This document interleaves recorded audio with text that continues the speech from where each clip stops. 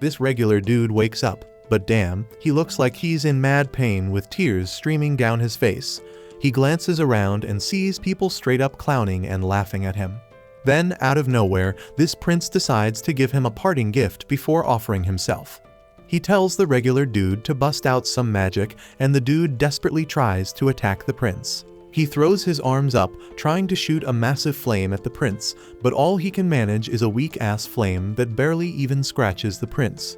Everyone starts roasting his pathetic magic skills, and the prince can't believe there's a regular dude so damn weak. He's disappointed that's all the regular dude could muster. He remembers the words of this wise dude named William Bordeaux, who said that for a mage, the most important things are their lineage, talent, and smarts. But he tells the regular dude not to get it twisted because hard work is a major factor too, and no amount of that can make up for a lack of talent. As he preps his attack, he straight up tells the regular dude that magic isn't going to smile on someone as insignificant as him. He unleashes his fiery magic on the regular dude, who gets engulfed in flames right away. The dude screams in agony as he turns into ash, but then he starts grinning like crazy because he's in awe of the prince's sick magic. He realizes the power behind the magic a noble wields, and he can't help but admire its beauty from his magical perspective. He wishes he learned more about magic and mastered it when he was still alive.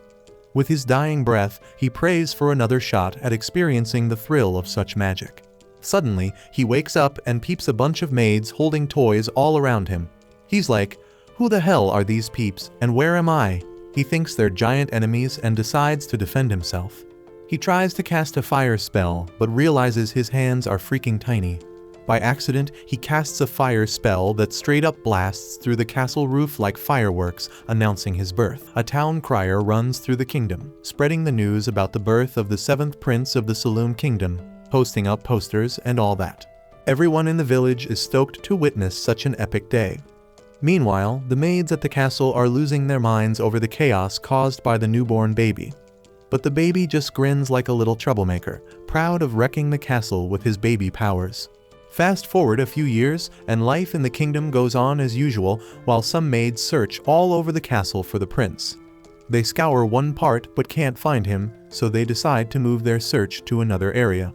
As soon as they leave, the prince sneaks out of his hiding spot, ready to dip from the castle. But then, two dudes pop up and start calling his name.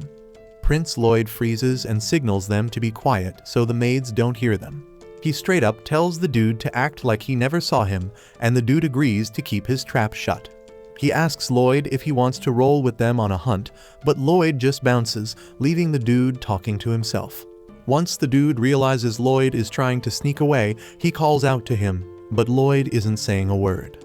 The dude is bummed that the prince has dipped again, but his homie tells him that Lloyd is the 7th prince, which means he isn't in the running for the crown. He can't understand why the dude is going through all this trouble to win his favor. The dude reminds his homie that the prince could speak right after being born, was reading spell books instead of kids' picture books, and even refused breast milk like a true gentleman.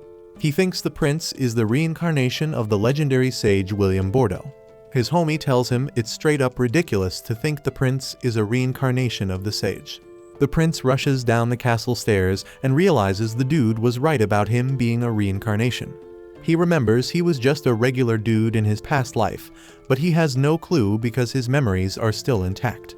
While the maids search for him in the castle, he wonders why he got reborn as some privileged 7th son in a royal family. Even though he was born into royalty, he isn't planning on chasing their glory ambitions. He's sticking to his ambitions from his past life and wants to see how much epic magic he can uncover in the palace. He steps into the royal library and gets hyped to see all those magical books stacked on the shelves. He's blown away by the collection because it beats the Magic Academy back in his old life.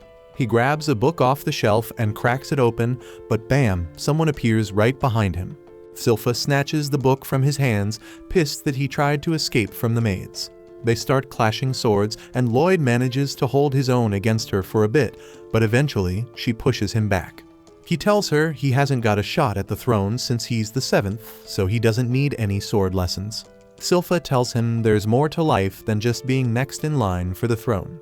She reminds him that as part of the royal family, he needs to know how to handle a sword. Teaching him sword skills has been her gig for the past 3 years, ever since she was put in charge of his education. Lloyd realizes Silpha won't let up on his training unless he steps up his game. They decide to get back to their sword practice, and Silpha notices that Lloyd is getting stronger every damn day. Lloyd isn't tripping about her compliment because he knows she's holding back. He's low-key using control-type magic to track Silpha's moves, so she's battling a clone of herself. He's straight up cheating so he can ditch the practice and get back to his books. They keep going at it, but Silpha still comes out on top. Lloyd realizes that even though he can copy her moves, she still outmatches him in arm strength, stamina, and height. Copying her techniques isn't enough. He's at a disadvantage and bound to lose. He decides to experiment with cheating to level the playing field. He uses magic to extend his sword length and boost his physical strength.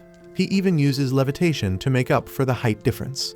He goes back at it with Silpha, and this time he can keep up. He's confident his magic enhancements will lead him to victory. They keep sparring, but Lloyd decides to play his trump card and pull off an unexpected move. He unleashes his trace magic, mimicking Silpha's every move, and tries to strike her from behind. Silpha looks hella surprised, and Lloyd is stoked because he thinks he's got it in the bag. But Silpha blocks his attack. She wonders if he's cheating, catching him off guard, and she knocks his sword out of his hands.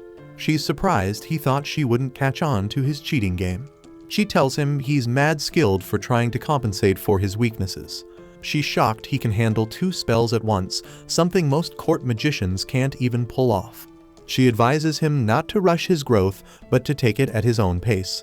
Lloyd realizes she didn't notice his physical enhancements and control spells because he was juggling 4 spells at once. He decides to keep that info to himself so she doesn't get suspicious. Silpha takes him to the maid's bath, but Lloyd protests, saying he can handle his bathing. Silpha isn't letting him out of her sight because she knows he'll end up buried under a pile of books. Lloyd's bummed he can't read his book, but the other maids warn him that the library demon will devour him if he keeps being stubborn. Lloyd is surprised there's a library with a forbidden demon. The maids start telling the story of the demon named Grim, who wrecked the kingdom back in the day. It took a bunch of sages to seal the demon away in a book. Silpha thinks it's all just a fairy tale because she can't believe there's a book in the castle's underground library where the monster is trapped. Silpha thinks Lloyd won't be scared by that kind of story, but she's surprised to see him shaking. The maids offer to bunk with him for the night, but Silpha shuts them down, saying she's the only one who can handle that. An argument breaks out between the maids, and Lloyd takes advantage of the chaos to slip away. The idea of a forbidden underground library in the castle gets Lloyd all hyped up. Lloyd heads underground and uses a concealment spell to sneak past the guards at the entrance. The guards argue about whether the library tale is legit, while Lloyd slips right by them.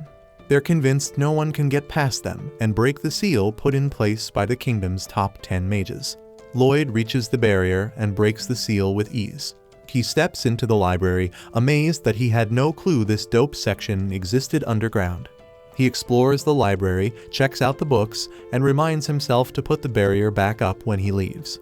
He sits down with a book when suddenly another book starts floating, catching Lloyd off guard. A demon emerges from the book and tells Lloyd he's impressed he broke the seal. Lloyd wonders who the demon is, and the demon introduces himself as Grim, the demon from the Forbidden Book. Lloyd introduces himself to Grim, and Grim tries to persuade Lloyd to set him free. He tells Lloyd his seal is already weakened, and he'll eventually be free. He offers Lloyd all the gold he wants if he frees him, but Lloyd isn't impressed by the demon's conjuring skills. He's disappointed that Grim just turned dust into gold, so he easily crushes the gold back into dust, surprising Grim. Lloyd tells him he plans to restore the seal because he isn't about to let some demon mess up his plans of mastering the kingdom's magic.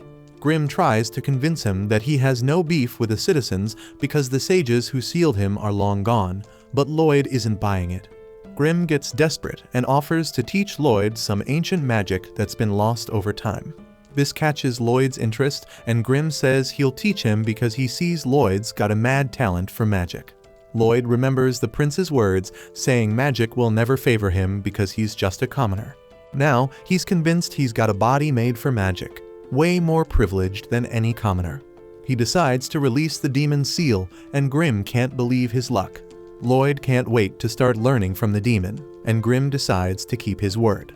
He hits Lloyd with an ancient flame magic right away, thinking he's got him down and can make his escape. He's shaken to see Lloyd chilling without a scratch because Lloyd got his barrier game on point. Lloyd is delighted by the demon's spell and asks him to show off some more. The demon gets mad and throws more ancient magic spells at Lloyd, but none of them can break through Lloyd's barrier. The demon is straight up baffled and wonders what the hell Lloyd's barrier is made of. Lloyd is so hyped about the magic that he decides to give it a try himself. He takes a piece of his barrier and holds it on his finger to study its composition. He's eagerly waiting for Grim to bring the heat when suddenly Grim sprouts a second mouth and starts chanting. Lloyd notices the double incantation and realizes Grim's about to unleash a devastating ancient spell. Lloyd analyzes the spell from within his barrier, but Grim can't believe Lloyd is still kicking after taking his strongest attack. Grim decides to make a run for it, but he's stopped by another barrier. Lloyd lets him know he put up the barrier, but Grim's hurt because he thought Lloyd was trying to dip. Lloyd tells Grim he just put up the barriers as a precautionary measure.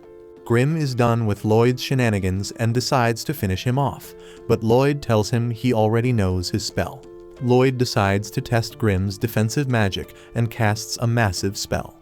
Grim can't believe Lloyd has such a huge mana tank. He tries to dodge the fire spell, but he gets roasted to a crisp. Lloyd wonders why Grim couldn't dodge his attack, and Grim can't believe Lloyd's ego is through the roof. Lloyd takes care of the library's damage, and Grim is dumbfounded because Lloyd restores the room flawlessly. He starts treating Lloyd with respect because he's blown away by his skills. Lloyd knows you can't take out demons with just magic, so he decides to push Grim's limits. But Grim backs away with fear. He ends up surrendering and offers to be Lloyd's servant. He asks to be Lloyd's familiar, and Lloyd agrees instantly, but Grim feels like Lloyd sees him as some lab experiment. Lloyd tells him he stands out too much and asks him to transform into something smaller. Grim transforms into a cute little demon to butter Lloyd up and catch him off guard. Lloyd asks him to hop into his coat, and Grim can't believe Lloyd is dumb enough to let him get close. Grim plans to attach himself to Lloyd and take over his body, but when he touches Lloyd, he's shocked by how dense Lloyd's mana is. He realizes he can't control him and decides to be obedient because he knows he isn't standing a chance. Lloyd uses the opportunity to read all the books in the Forbidden Library. We got this dude, he's all noble and stuff, getting ready for his day and strutting through his big old mansion. In the library, Grim warns Lloyd that someone is approaching. Lloyd tells him to hide, and we learn that this noble is Prince Albert. This guy's got mad skills. He shows off his magic and blows everyone's minds by nailing the target dead on. People think he's going to be the next king with all that talent. Albert's got access to fancy places like this one, and sometimes he invites Lloyd to tag along.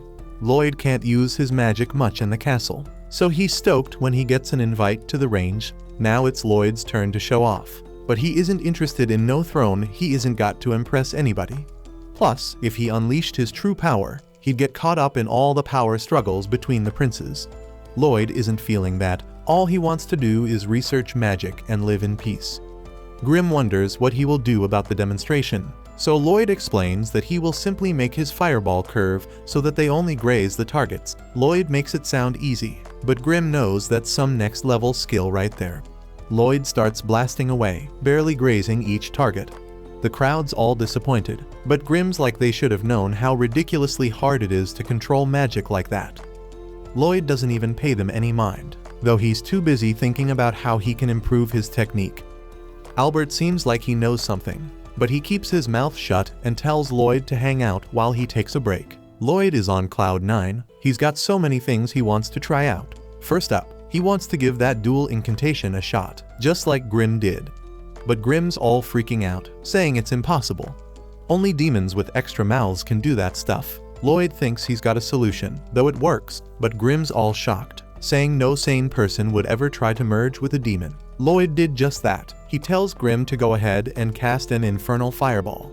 Grim declares that this will be a piece of cake for a demon of his caliber, but he freaks out when things don't go the way he planned. Grim is terrified and wonders what Lloyd did. Lloyd explains that it was just a spell stack. I compress incantations by reciting a bunch of them at once. Lloyd's able to cast spells way faster that way. And get this, he takes it to the extreme, casually dropping that he recited like 100 spells in each line of the incantation. Grimm's straight up stunned, can't believe how chill Lloyd's acting. He points out that even as a powerful demon, he can only stack 2 or 3 lines at a time. Lloyd moves on to the next test and realizes he can talk out of both mouths now. Grimm's panicking, thinking Lloyd's going to pull off 2 advanced spells at once, but Lloyd shuts him up.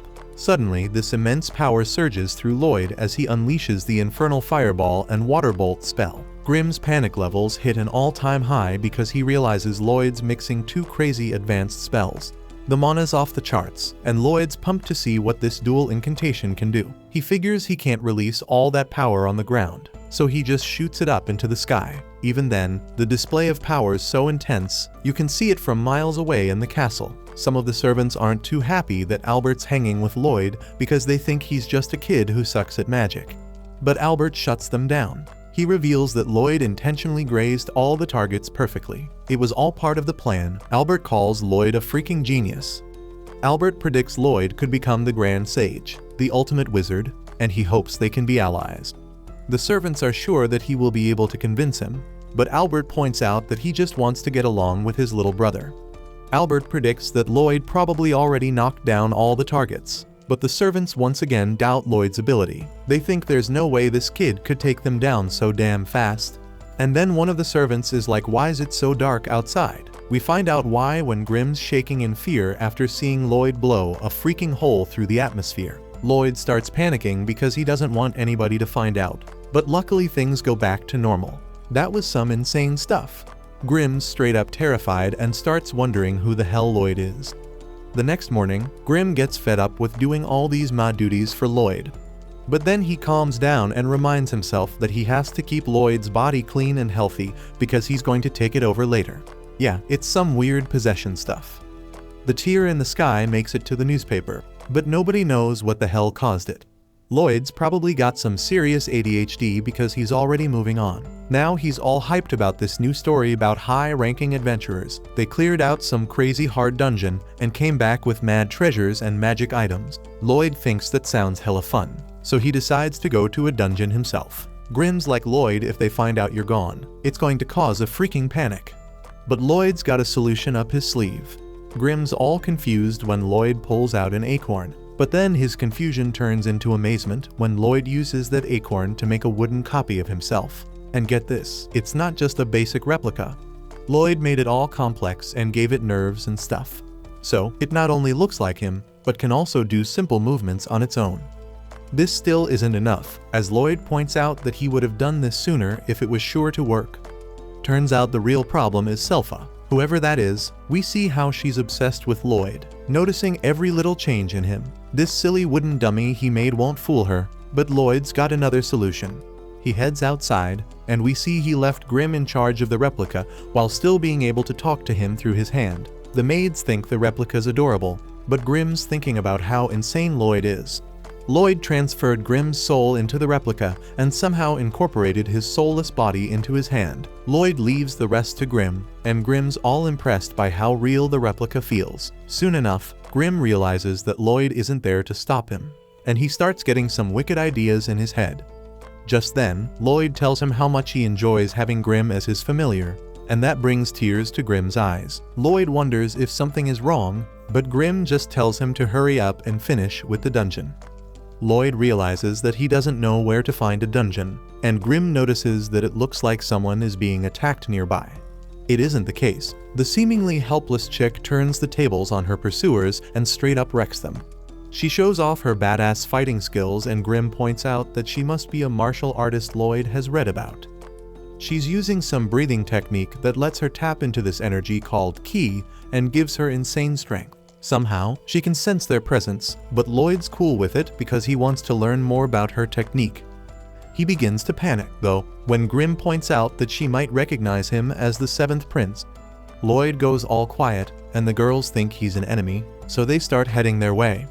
Lucky for Lloyd, he manages to change his appearance just in time and introduces himself as Loberto. Lloyd used some spell that let him transform into someone he'd seen before. He combined his looks with this dude Albert, using some fancy dual incantation to come up with a whole new appearance. The girl introduces herself as Taoe, and Lloyd's all worried that she might be onto him because she isn't turning away. Turns out, Tao is freaking because she thinks Loberto's a total hottie. She spent her whole damn life training for this shit, escaped some dojo and became an adventurer in search of romance. But no luck so far because most dudes prefer them weak-ass priestesses. Her time has finally come, though, so she vows to make Loberto her boyfriend. She looks pretty busy, so Lloyd decides not to ask her to clear a dungeon with him, but she jumps at the chance when they enter a dungeon. Tao is eager to show him her fighting prowess, but our boy Lloyd is too busy obsessing over some glowing rocks. Tao was impressed by how much Lloyd knows about her breathing technique, and she explains that it's all about breathing when it comes to using a ki.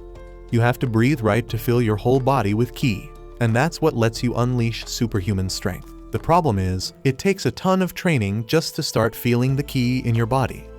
That is why Tao recommends that Loberto spend his time finding the key to her heart, but Lloyd just brushes off her cheesy joke. He surprises Tao when he starts using the breathing technique himself. He explains that he just copied her, but she warns that if he's not used to it, he will feel like his lungs are burning.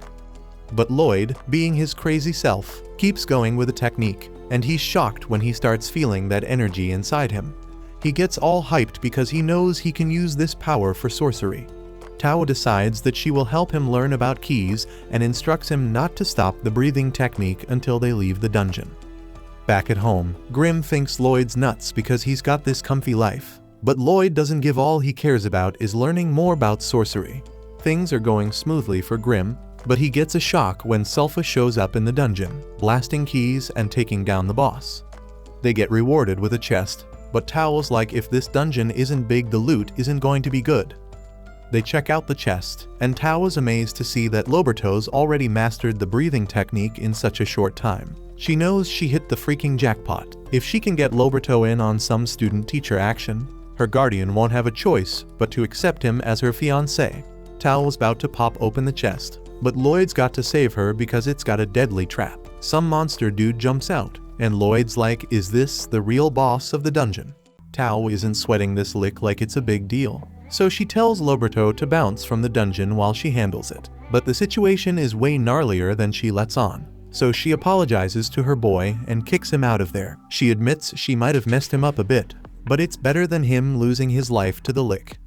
Tao is dodging the lick's attacks, but she knows even a ranked adventurers don't get a chance against the lick.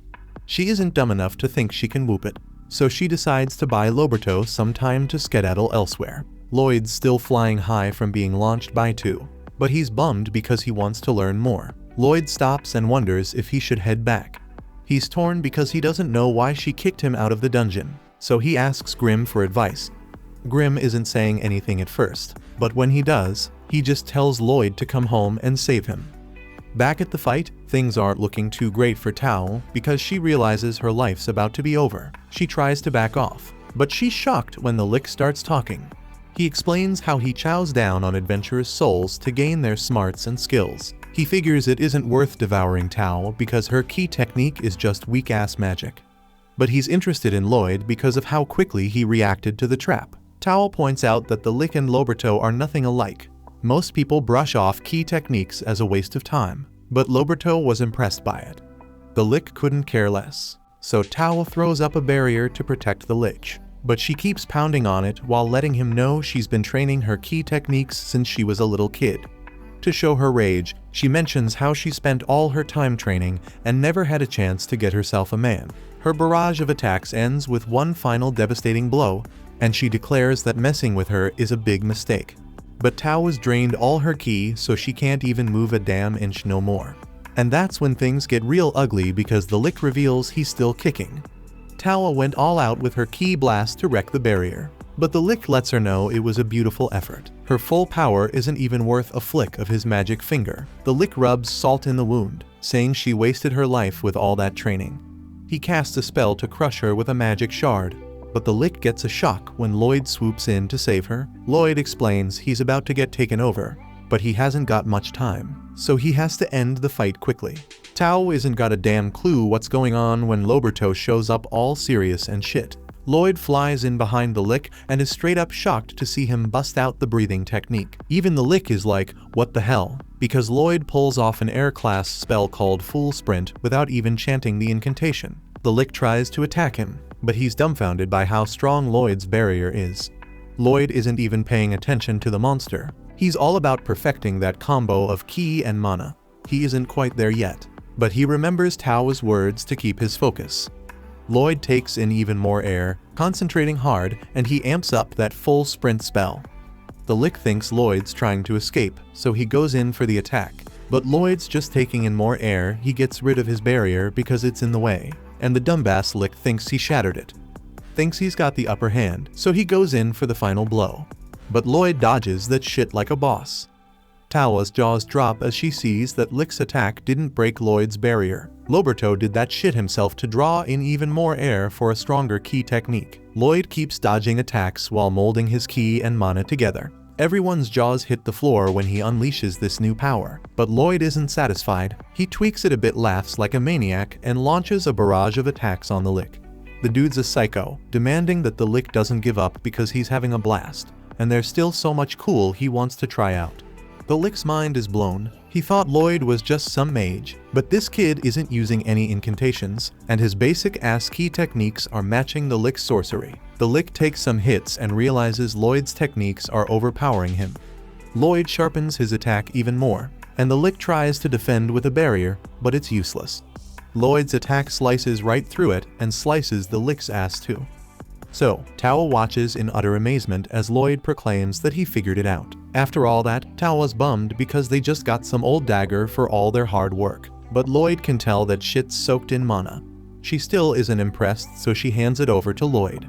Just then, the ground starts crumbling beneath them, and Tao explains that dungeons fall apart once the boss is defeated and the treasure is taken. Lloyd's mind is blown again, thinking it's like some survival tactic for lizards losing their tail to survive.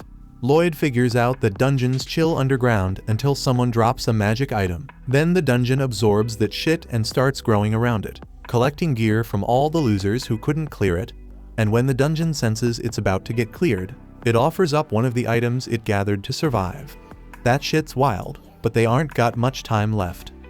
Lloyd pulls the chest out of the ground like a boss, and they bounce right before the whole dungeon collapses. Lloyd stares at the closed-up dungeon, amazed as it gathers its strength underground, ready to become a dungeon again. Tao gives props to Loberto for being an amazing mage, but she wonders why he busted out a ki technique at the end of the battle. She thinks it was because the Lick was talking to her. But Lloyd spills the truth and says he did it just for fun. Right then, Lloyd's got to dip because he remembers he's got to haul ass home. Tao is thinking about how advanced that ki technique Lloyd used is, so advanced that she can't even touch it. So she declares that she will work out intensively to become a fascinating girl for the next time they meet. Lloyd says that he will train hard too as he leaves and hopes to become the kind of girl who can catch his attention.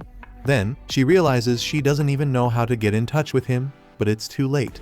Lloyd rolls up at home and flips out when he sees Grim all messed up. Selpha took the fake Lloyd for training, but she was shocked at how weak his ass got.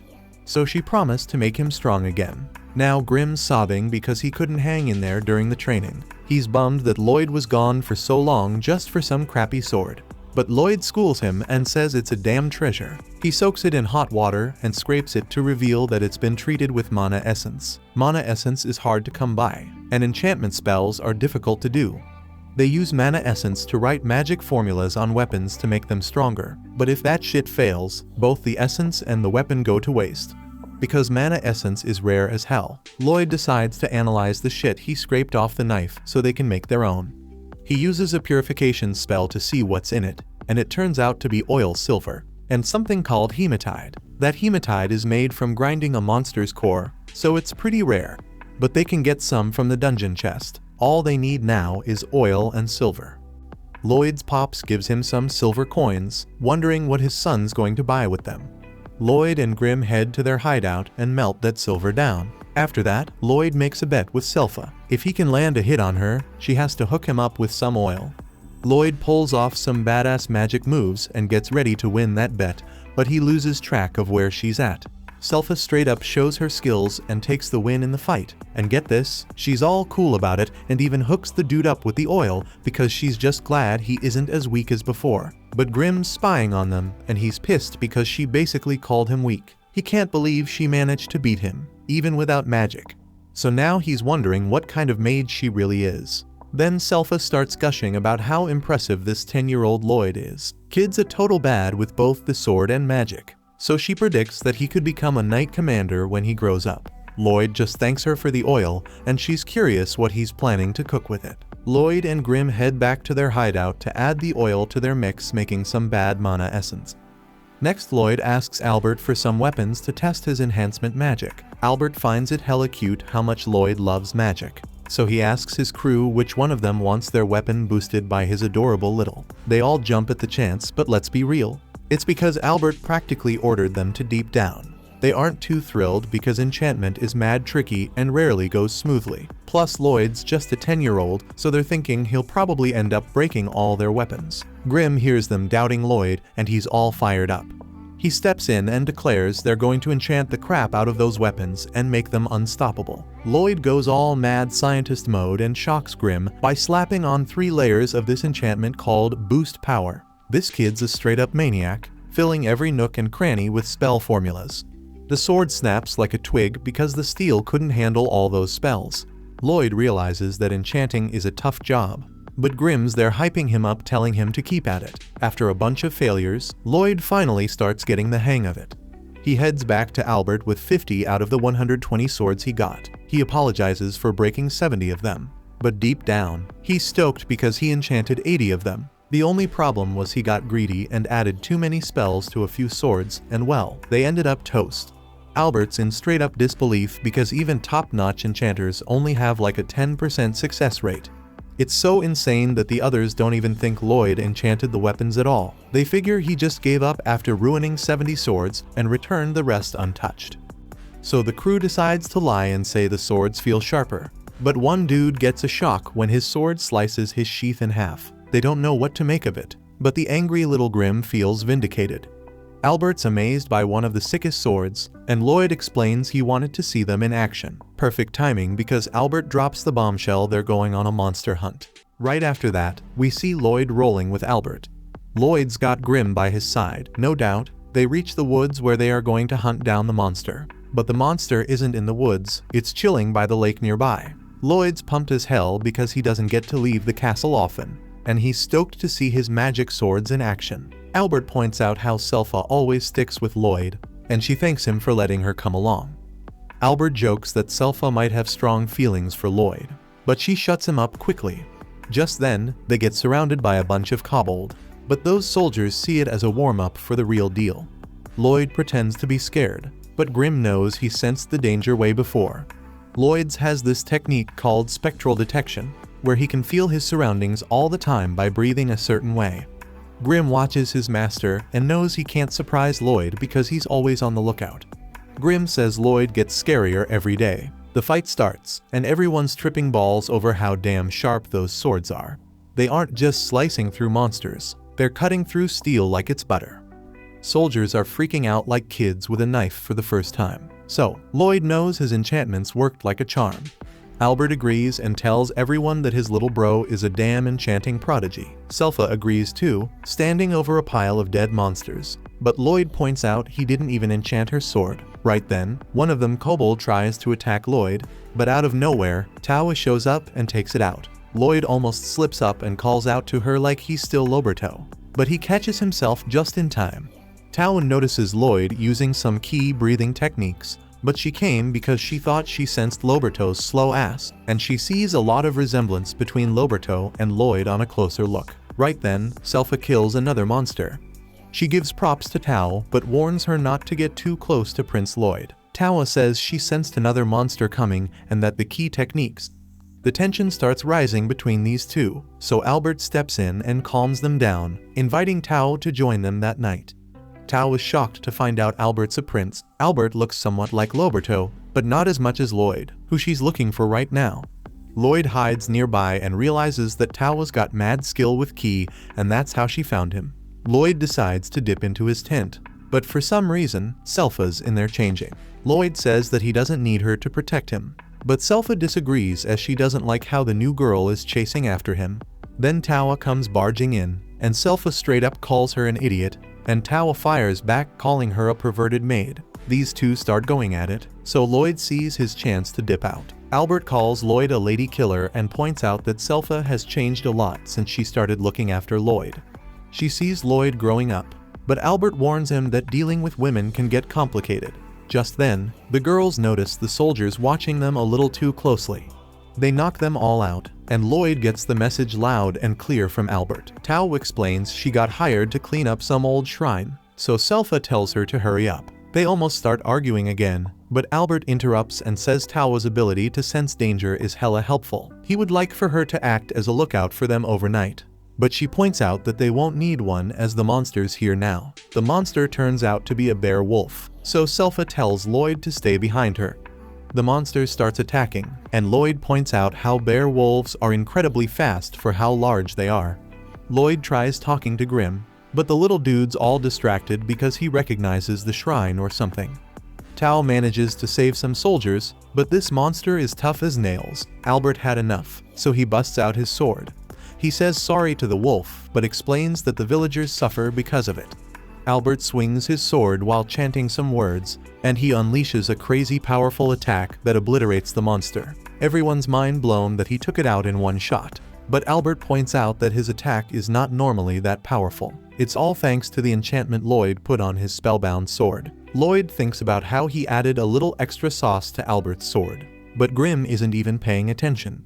He's mad worried and spills the beans that there's a freaking demon sealed in the shrine nearby. Just then, everyone's shook as the bear wolf somehow keeps moving. More monsters pop up out of nowhere, and a voice starts talking to our crew. Turns out the voice is coming from inside the bear wolf, and it introduces itself as Pazuzu the demon. He's pissed that they messed up one of his minions, and he swears they're going to pay with their lives. Pazuzu sends his minions to attack, and they aren't anything to slice up because they heal up instantly. Tao swoops in and saves Albert, and he figures out that the demon's calling the shots for all those minions. Lloyd wonders if the demon knows Grim, but no, they aren't tight like that. Grim breaks it down. Pazuzu can transform his mana to control those monsters. He makes them think he's their master, but for real, his mana acts like strings pulling their puppet strings. He can even supply mana through those strings, which is why they keep healing up. Grim gets serious and says things are going to get ugly if they don't take Pazuzu down. However, Lloyd doesn't care and just wants Grim to teach him mana transmutation. Selpha wishes Tao would hurry up and do something, but Tao points out that Selpha isn't doing anything. Grim tells Lloyd it isn't the best time to learn something new because they are all fighting for their lives. But Lloyd's so sure they'll be fine and insists that Grim teach him anyway. While watching the fight, Pazuzu starts running his mouth. He admits some of his opponents have skills, but most of them just survive because of their weapons. Then he starts dissing Lloyd, saying he ran away like a scared baby. Selpha isn't having none of that, and Pazuzu tells her it's got to be tough taking care of a useless sack of flesh like Lloyd. That's it. Selpha's had enough, and Tao was scared out of her mind. Selpha steps away from Lloyd, but he doesn't even notice because he is deep in his learning zone. Pazuzu keeps talking smack, but Selpha fires back. She says all his minions reek like garbage, and the only thing worse is his breath. She's decided Pazuzu's messing with Lloyd's fresh air, so she's going to end his life. Selpha casually draws her sword, but Pazuzu explains that they have no chance of leaving her alive. He's supplying those minions with mana, so they're going to keep regenerating endlessly. Demon's got mana for days, so he isn't running out either. Pazuzu thinks he made Selpha cry, but she straight up tells him it's his breath again. Just then, Albert gets worried when the demon attacks her, but she's more than fine because she cuts off all the monster's feet. She suggests Pazuzu leave behind the furball he's controlling and warns he's going to lose even quicker if he doesn't. And everyone notices the minions stop moving and regenerate slower. It's because the demon's focusing on regenerating its bear wolf. They might have a shot at winning when the demon does that. So Albert tells Selpha to keep inflicting damage on him. She gets ready to do it, But Pazuzu thinks they're playing themselves. Meanwhile, Grim wraps up his lesson for Lloyd. He explains how Pazuzu must be a real pro at mana transmutation because it isn't easy, even for a badass demon. Grim tries to show Lloyd how to control mana, starting with adding some color to it. Then you have to shape it and add sense. Grim struggles with it, but he's hella shocked when Lloyd reveals he shaped his mana into a flower and even added a scent. Grim can't believe how perfectly he did it already, so they both take a moment to enjoy the smell. While all that's going on, Pazuzu's in deep trouble because Selpha's straight up whooping his sorry ass. He can't figure out how she isn't leaving any openings, and he's wondering how a babysitter like her can be skilled. Selpha borrows a soldier's sword and admires it because Lloyd enchanted it. Her obsession with Lloyd got Pazuzu interested in him, so now he wants to dissect him.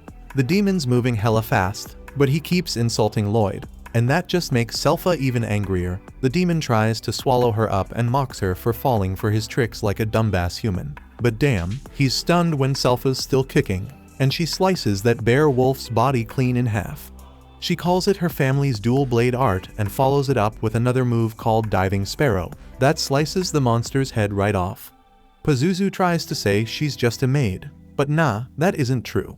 Selpha unleashes another move that obliterates the wolf and exposes the demon. Everyone's mind is blown by her power, and Lloyd realizes this is Selpha when she gets dead serious. He admires her and remembers this moment by shaping his mana into an image of her. Selpha's disgusted by the thought of the demon trying to harm Lloyd, so she declares the only thing he's fit to touch is her blade. Selpha tells the demon to chill and make peace, but damn, she's shocked when he starts doing some crazy shit. The rest of the crew takes care of those little minions, but Albert knows it isn't over yet. They have to back up Selpha pronto, and then, out of nowhere, everyone collapses because of that demon's foul miasma. Even Selpha. Pazuzu is pissed. He spent a century building them puppets, and now he blames Selpha for screwing up his plan. He launches an attack, sending her flying into the river. Albert wants to help, but damn, he's running on empty. Pazuzu reveals his miasma of domination, saying anyone who breathes it falls right into his trap. Selpha points out that's why it smells like shit, and Pazuzu gets all butthurt because she keeps dissing him. He tries to attack Selpha again, but Tawa steps in and blocks that shit. Selpha tries to play it cool, telling Tawa to run, but she's hurt badly and collapses. Pazuzu is impressed as hell. Selpha took a heavy dose of his miasma and still defied him like a boss. Even the monsters he controlled fell under his power in less than 30 seconds. But Pazuzu is mad and curious about Tawa. She isn't under his control, and that's tripping him out. Tawa pushes him back, but he manages to capture her. Pazuzu thinks she's some kind of breathing master, resisting his miasma and all. He is correct, but things get bad for Tawa when her breathing is interrupted. Pazuzu points out that she could have just run away, but this weirdo assumes that she stayed because she wanted to become his minion. She pushes the demon away and tells him she's waiting for a total hottie. She's done playing around, so she busts out this crazy powerful attack. She realizes she went a bit overboard and needs to steady her breathing before the demon strikes back. But she's got even bigger problems because one of the puppets comes at her. She's shocked they regenerated so fast, and the demon wonders who this hottie she's talking about is. Pazuzu's done with all the talking and unleashes his ultimate domination miasma. He thinks she's going to be under his control for sure now, but Tawa realizes something big, that hottie she's been talking about. He's closer than she thought. She can still sense him through all of Pazuzu's miasma, and it gives her hope. Pazuzu is still clueless about who she means, so Tawa spills the beans. The hottest dude is coming to wreck him. Sadly, her time's up, and that puppet monster straight up devours her. Now Pazuzu's focus is all on Selpha. He thinks she'd make a sick addition to his crew of minions. He knows it won't be easy to get her under his control, but her strength makes it worth the effort. Pazuzu plans to drown her in miasma, and Lloyd figures that's how he controls the bear wolves. Pazuzu patted himself on the back, bragging about how he killed their folks and replaced them in the pups' minds with his miasma. He's feeling unstoppable, claiming nobody can defy his dominance. But then Lloyd calmly calls him out, saying Pazuzu's a piece of shit. And Pazuzu's mind is blown when he sees Lloyd moving around in his miasma. He demands answers, but Lloyd doesn't even know who he is. Pazuzu's even more shocked by that, but then he realizes Grim is a demon too. He can't wrap his head around why a demon would protect a human, and Pazuzu straight up disses Grimm, calling him cute. He's ashamed of being a demon, or so he says, but Grimm's had enough. He's tempted to see Pazuzu torn to shreds.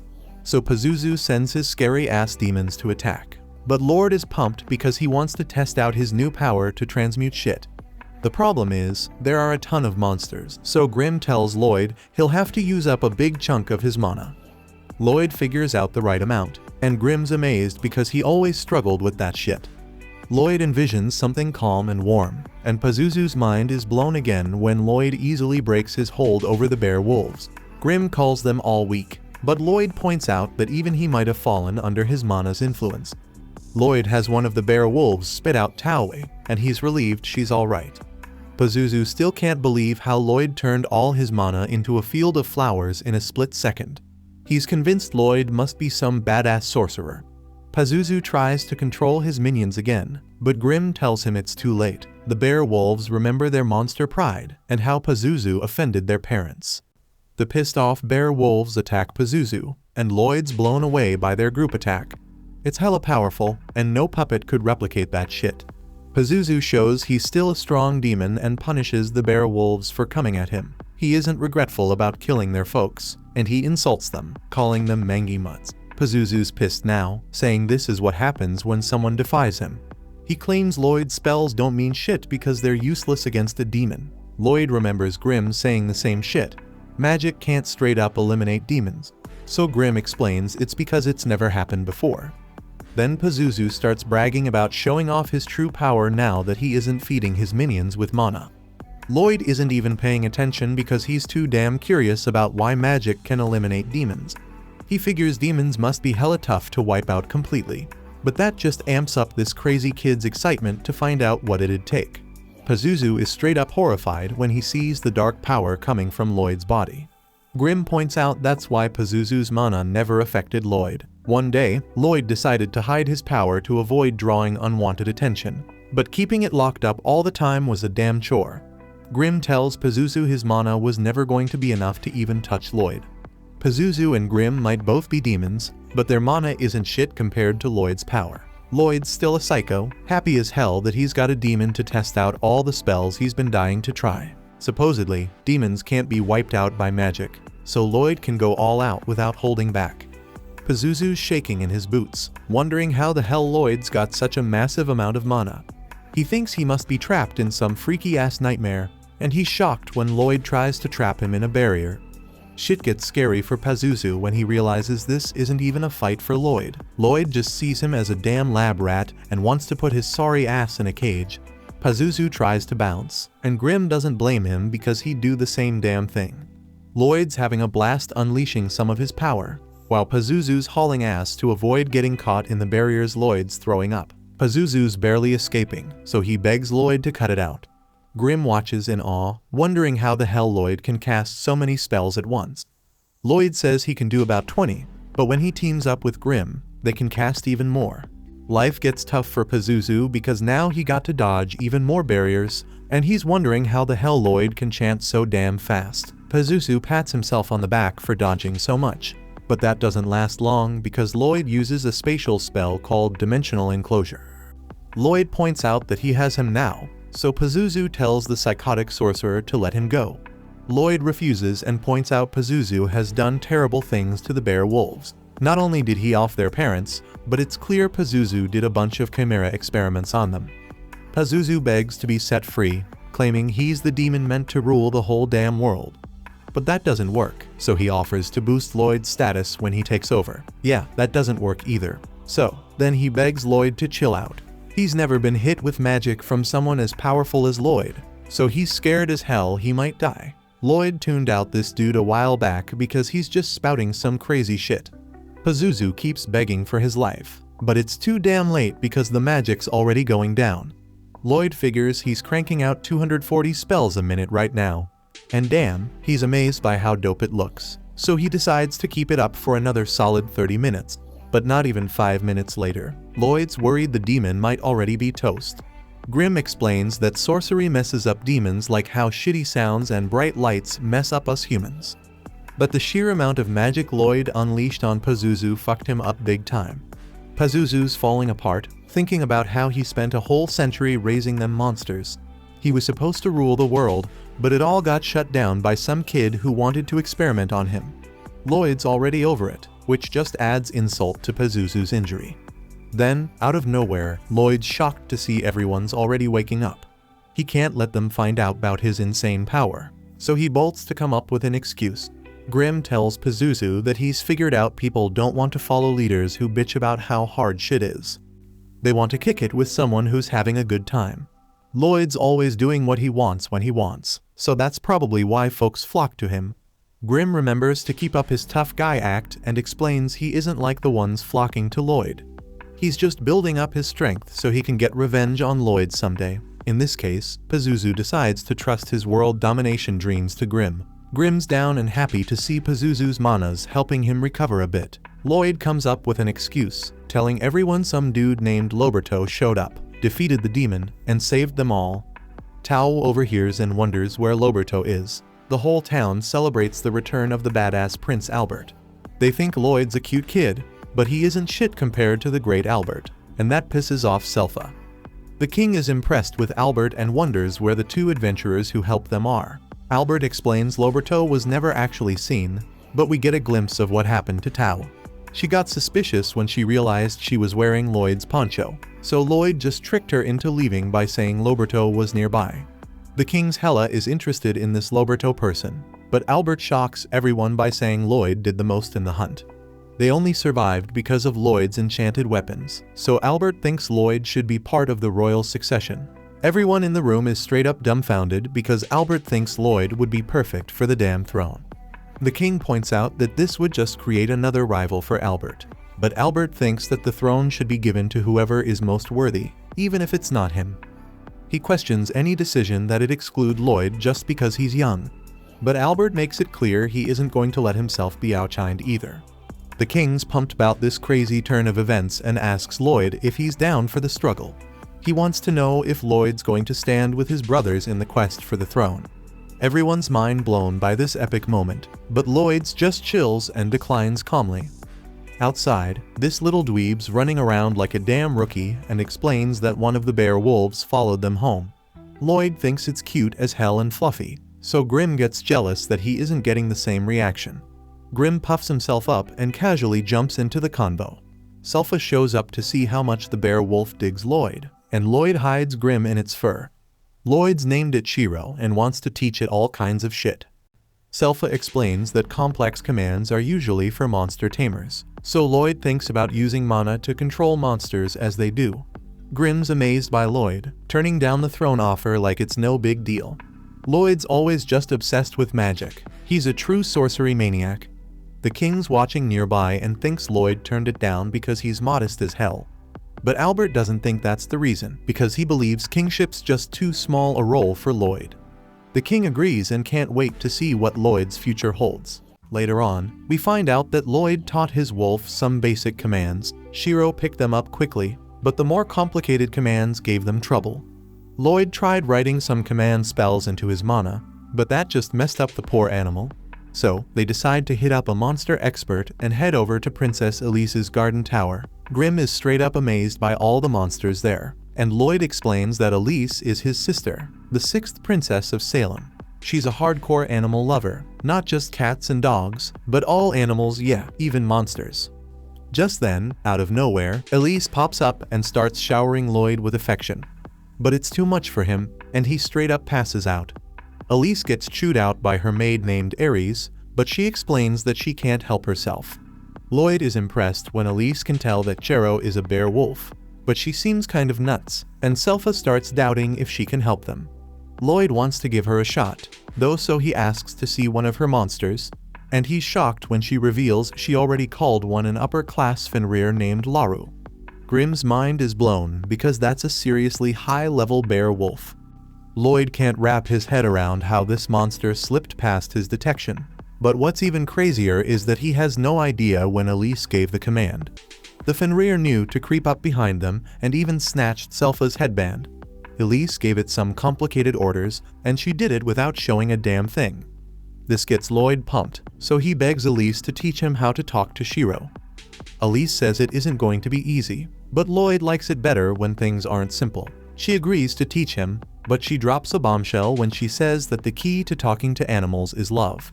She claims that love helps him understand any monster, and to prove her point, all the animals in her tower come and give her hugs. Aries thinks it's a waste of time learning from Elise because she's just a natural, but Elise says anyone can learn. She gives another demonstration, but this time the animals go a bit wild with everyone. Selpha's shocked to see that Lloyd seems interested in love, and she daydreams about him asking her to teach him more. But in reality, Lloyd realizes that he's been trying to give orders to Shiro, while his sister isn't giving any commands to her animals. Instead, she's just sharing her will when she talks to them. Lloyd notices that her mana isn't coming from her hands, but it's flowing straight from her head to the animals. That means she can connect with them subconsciously through mana, showing them exactly what she wants. Lloyd figures out that instead of giving orders, he's going to try sharing a mental image of his will. Lloyd straight up pulls it off, and everyone's mind is blown when Shiro does the trick Lloyd was trying to teach him. Lloyd celebrates with Shiro, and Aries determines that he must be gifted. The technique he's using is exactly how monster tamers share their will. Selpha's impressed too, but she's a bit let down because it didn't go down the way she imagined. Elise isn't happy about it and says it's supposed to be about love, not all this complicated will sharing stuff. Lloyd breaks it down even more, and it just makes everyone fall head over heels for him. Lloyd is glad that he finally figured out how to connect with monsters, and Selpha declares that it's time he put that much effort into his sword training. Luckily for Lloyd, Albert shows up because he needs to talk to the boy. They start arguing about who's going to take Lloyd, and Albert says he wants to introduce him to someone. It's Lloyd's older brother, Diane, one of the 4 princes. Diane heard about Lloyd enchanting Albert's sword, but he shocks Albert when he says he finds it hard to believe. So, he wants to see if Lloyd's just full of it. Albert gives a little backstory about how Diane studied something abroad, which is why he's into enchanting. But Diane's done with the small talk and says he's got everything set up to test Lloyd's enchanting skills. As Lloyd starts the process, Diane seriously doubts he'll pull it off. Enchantments are already a tough skill, but Lloyd trying to apply one to a spellbound sword like Albert's is straight up insane. That's on a whole nother level than what they do abroad. Diane thinks he's got to teach Lloyd a lesson for lying, but he's dumbfounded when Lloyd finishes. Albert understands why Diane is shocked because even a newbie can tell Lloyd's technique is unique. Diane's speechless and wonders what kind of spell engraving Lloyd came up with. It's got reinforced strength, elasticity, self-cleaning, and even self-repair. Diane's skepticism quickly turns into hype because he realizes Lloyd might be able to help him achieve his ultimate dream to create the ultimate spellbound sword. Regular enchanted weapons can't even compare to what he's got in mind. Diane wants them to engrave the spell into the weapon while they forge the steel. That way, they can use more advanced magic than usual. They'll create a super weapon that only an enchanter and a smith working together can make. Diane spills the beans that he was always super into sorcery when he was growing up, but it didn't work out because he sucked at it. But spellbound swords are dope because anyone can swing them and they can do some badass magic type stuff. His goal is to make their country a place where everyone can use magic by swinging spellbound swords. Lloyd isn't too concerned about all that, but he's damn interested in the production process. Lloyd agrees to help, so Diane explains he wants a sword that shoots fire when swung. To make it happen, Lloyd suggests using the enchantment called Pyrolance. The problem is, the casting formula for that requires 14 parts, but a spellbound sword can only hold a max of 5. Lloyd's solution is to compress that formula into 2 parts. He compresses it and gets ready to apply it to the steel Diane's foregoing. But both of them are shocked because just the application shatters the steel. Lloyd tries to brainstorm some solutions, but the steel keeps breaking. Lloyd feels crappy because he wasted so much mana essence, but he can't figure out what's going wrong. That's when Grimm notices something about the mana essence and brings it to Lloyd's attention. Diane encourages Lloyd to keep trying since he got a bunch of mana essence for cheap anyway. Lloyd purifies the mana essence and finds out it barely has any hematite in it. Enchanting spellbound swords require a higher concentration of hematite, but this stuff, made from monster cores, is pretty rare. Diane hasn't got any, so Lloyd figures he's got to sneak out and hunt monsters in a dungeon again. Just like that, Selpha comes up with the idea herself for them to hit up a dungeon. Lloyd mentions that a prince like him isn't allowed, but Selpha explains that the king changed his mind after the monster hunt incident. He thinks Lloyd should broaden his horizons by seeing the bigger world.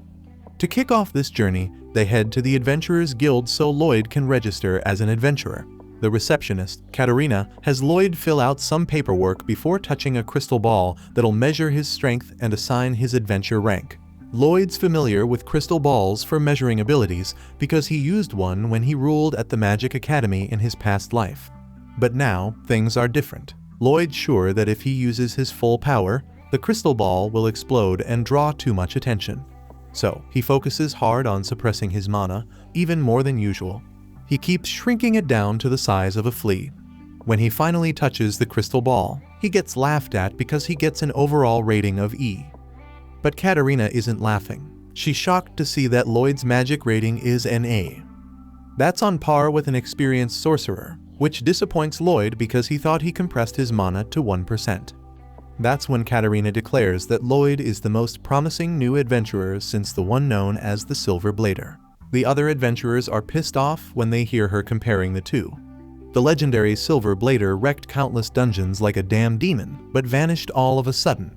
They think it's disrespectful to mention a legend like her in the same breath as nobody. Selpha explains that they want a dungeon quest, but those require at least one B-ranked adventurer to be part of it. Selpha decides to re-register, but one of the dudes thinks she should just roll with him.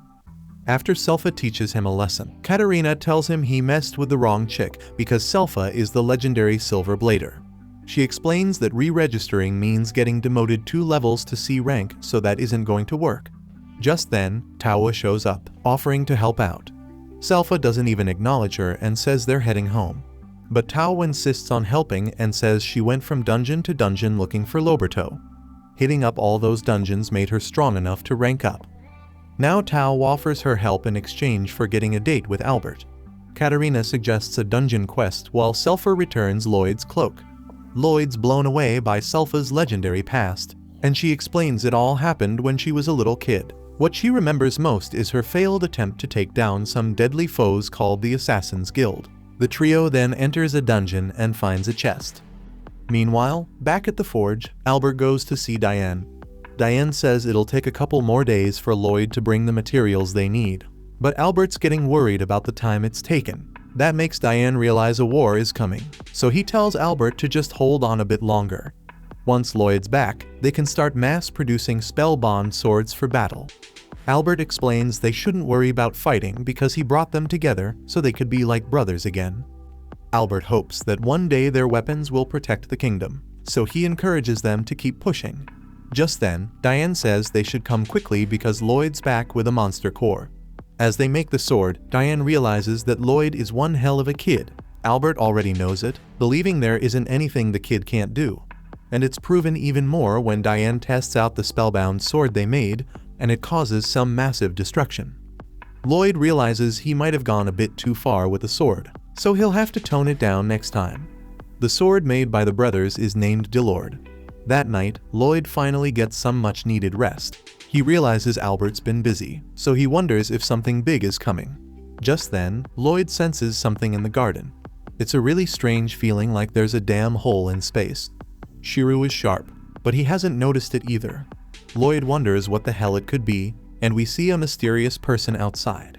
Out of nowhere, this chick outside flips her lid when Lloyd straight up appears in front of her. Lloyd's all creepy calm, and she tries to bounce, only to find herself stuck. Lloyd explains that he only wants to have a chat, even though she is a trespasser. The girl pulls some weird power move and apologizes because she never wanted to use it against a kid. Lloyd's shocked when his magic can't purify her poison. Her attack wrecks him, so the girl says sorry again and spills that nothing can cleanse her poison. Lloyd thinks that regular purification should handle any poison, so she must be using some unknown toxin. The craziest part is she's changing the nature of her poison with this rare mana stuff. Turns out, she's got a special kind of mana because she's one of those blighted folks with super scary powers. The girl confirms she's Ren, the poison moth blighted. Then Lloyd freaks when Ren breaks his barrier, and he realizes she weakened it with her poison. Ren assures him that he will be okay since he didn't take in that much of her poison.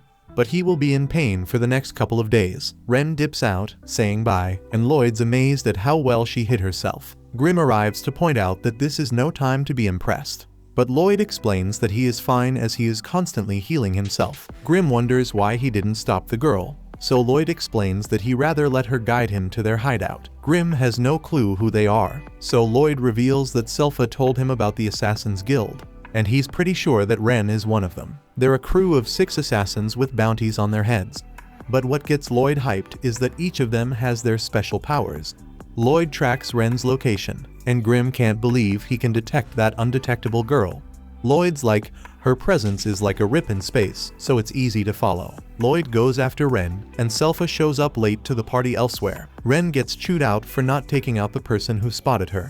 But Ren spills that she did get some info. Turns out they're producing spellbound swords, so it looks like they're gearing up for war. But one of the assassins is not feeling it. He tells Ren to stop acting like their leader Jade because he's long gone. Ren argues that Jade's coming back, but they're interrupted because someone's watching them. Lloyd shows himself, and Ren shocked because she thought he was still poisoned. The assassins heard rumors that Lloyd acts all ordinary, but he's secretly super powerful. But none of those matters because Lloyd found them, and they are not letting him leave. This crazy kid hears that and straight up drops his barrier, and Grim's wondering how much crazier he can get. Lloyd explains that he's facing opponents with unique abilities, and it would be a shame if he didn't get to sample them. Lloyd uses his traceability to copy Tao's fighting style and tells the assassins to come at him. He takes down the first challenger, and the dude's impressed that he knows martial arts. Lloyd can tell this guy's mad flexible, and the assassin reveals he can contort his whole body to fit through tiny spaces. The dude is like a freaking rat, so he's called Babylon, the giant rat blighted. Lloyd's mind is blown because this guy's body is straight up unique, but he doesn't have time to admire it because someone sneaks up on him. That guy says sink, and Lloyd's shocked when he feels hella heavy. His name's Crow, the dark raptor blighted, and the mana in his words makes him the cursed bladed. Next up, the big dude swings, but Crow's the one in shock because Lloyd uses raw strength to break his curse. Lloyd gets caught in a trap, and the big dude introduces himself as Galilea, the spider blighted. He can transform the mana around him into sticky stuff like a spiderweb. Lloyd manages to bust out and admires how their abilities match up to the rumors. Then this girl attacks, but Lloyd dodges her hits like it isn't anything. But the crazy chick stabs herself in the leg, and somehow Lloyd feels the pain too. She's Talia, the 100 Pains, and she can share damage with anyone she sees. She's the pain blighted, and Lloyd's like, damn, how the hell does that work? Intros are done, and Talia's all pumped because she thinks she taught Lloyd fear, but she's shaken when Lloyd reveals he isn't scared. But here's the real shocker. Lloyd heals both their stab wounds in a flash, even though they were deep. This kid on another level, wondering what would happen if he hurts Talia. When he heals himself, she gets healed too. So he's thinking if he messes her up, he'll feel it too. Lloyd uses magic to make blades out of some ratty cloth and copies Selpha's fighting style with Chaz. Now this little psycho tells the assassins to get ready because he wants to see how they defend. The assassins start freaking out because he looks just like this swordswoman who traumatized them before, and they are straight up terrified. Lloyd starts his attack, and the assassins are in complete shock seeing how skilled he is with swords and martial arts. And the real kicker? They heard Lloyd was just some magic prodigy. Lloyd damn near slices Babylon in half, but he's tripping when the giant rat relaxes his body at the last moment to spread out the damage. The other assassins try to jump Lloyd together, but they end up messing each other up instead. Lloyd goes all out on Babylon, moving so fast that Babylon can't even say stop to make him halt. Then Lloyd hits him with a twin sparrow attack, and all Babylon can say is ball. Lloyd wonders if he would have ended up bald if Babylon said the word, but he's glad he didn't have to find out. Galilee is out for revenge, but his web gets stuck to everything, and he puts Talia in a tight spot. Lloyd goes after Talia next, but she spills the beans that if he hurts her, he'll feel it too. She thinks he'll back down, but she's shaken when Lloyd's excited to see what that pain's like. Lloyd sends her flying, messing them both up big time, but Lloyd's just stoked it worked. Then the big guy traps him in his webs, but Lloyd slips out of his grip and lands a massive thunder punch. From this point, Lloyd's bleeding from his mouth, so he looks even crazier when he tells Ren to show him her poison again. Galilea tells him not to push her because she can't control her poison mana too well, and if she uses it, they'll all get caught in it. Lloyd realizes none of them seem to have great control over their powers, and Galilea confirms this. He explains if they could control them, they might not have ended up as outlaws. In his rage, Galilea attacks Lloyd, but Lloyd easily shuts him down. Ren tries to save Galil as he's screaming in pain, but Lloyd stops her too. She's all about getting revenge for what Lloyd did to Galilea. But Galilea reveals he's doing just fine. Actually, better than fine because his mana seems to be in check. For some reason, everyone's shocked when Lloyd spills that he engraved the spell right on Galilea's back, so he can control his power. Lloyd admits he's never engraved a spell on someone's body before, but he's glad it worked. Galilea breaks down as the curse finally ends, but Lloyd points out it's more than that because now he can control his mana like a boss. The others watch in awe, so Lloyd tells them it's their turn.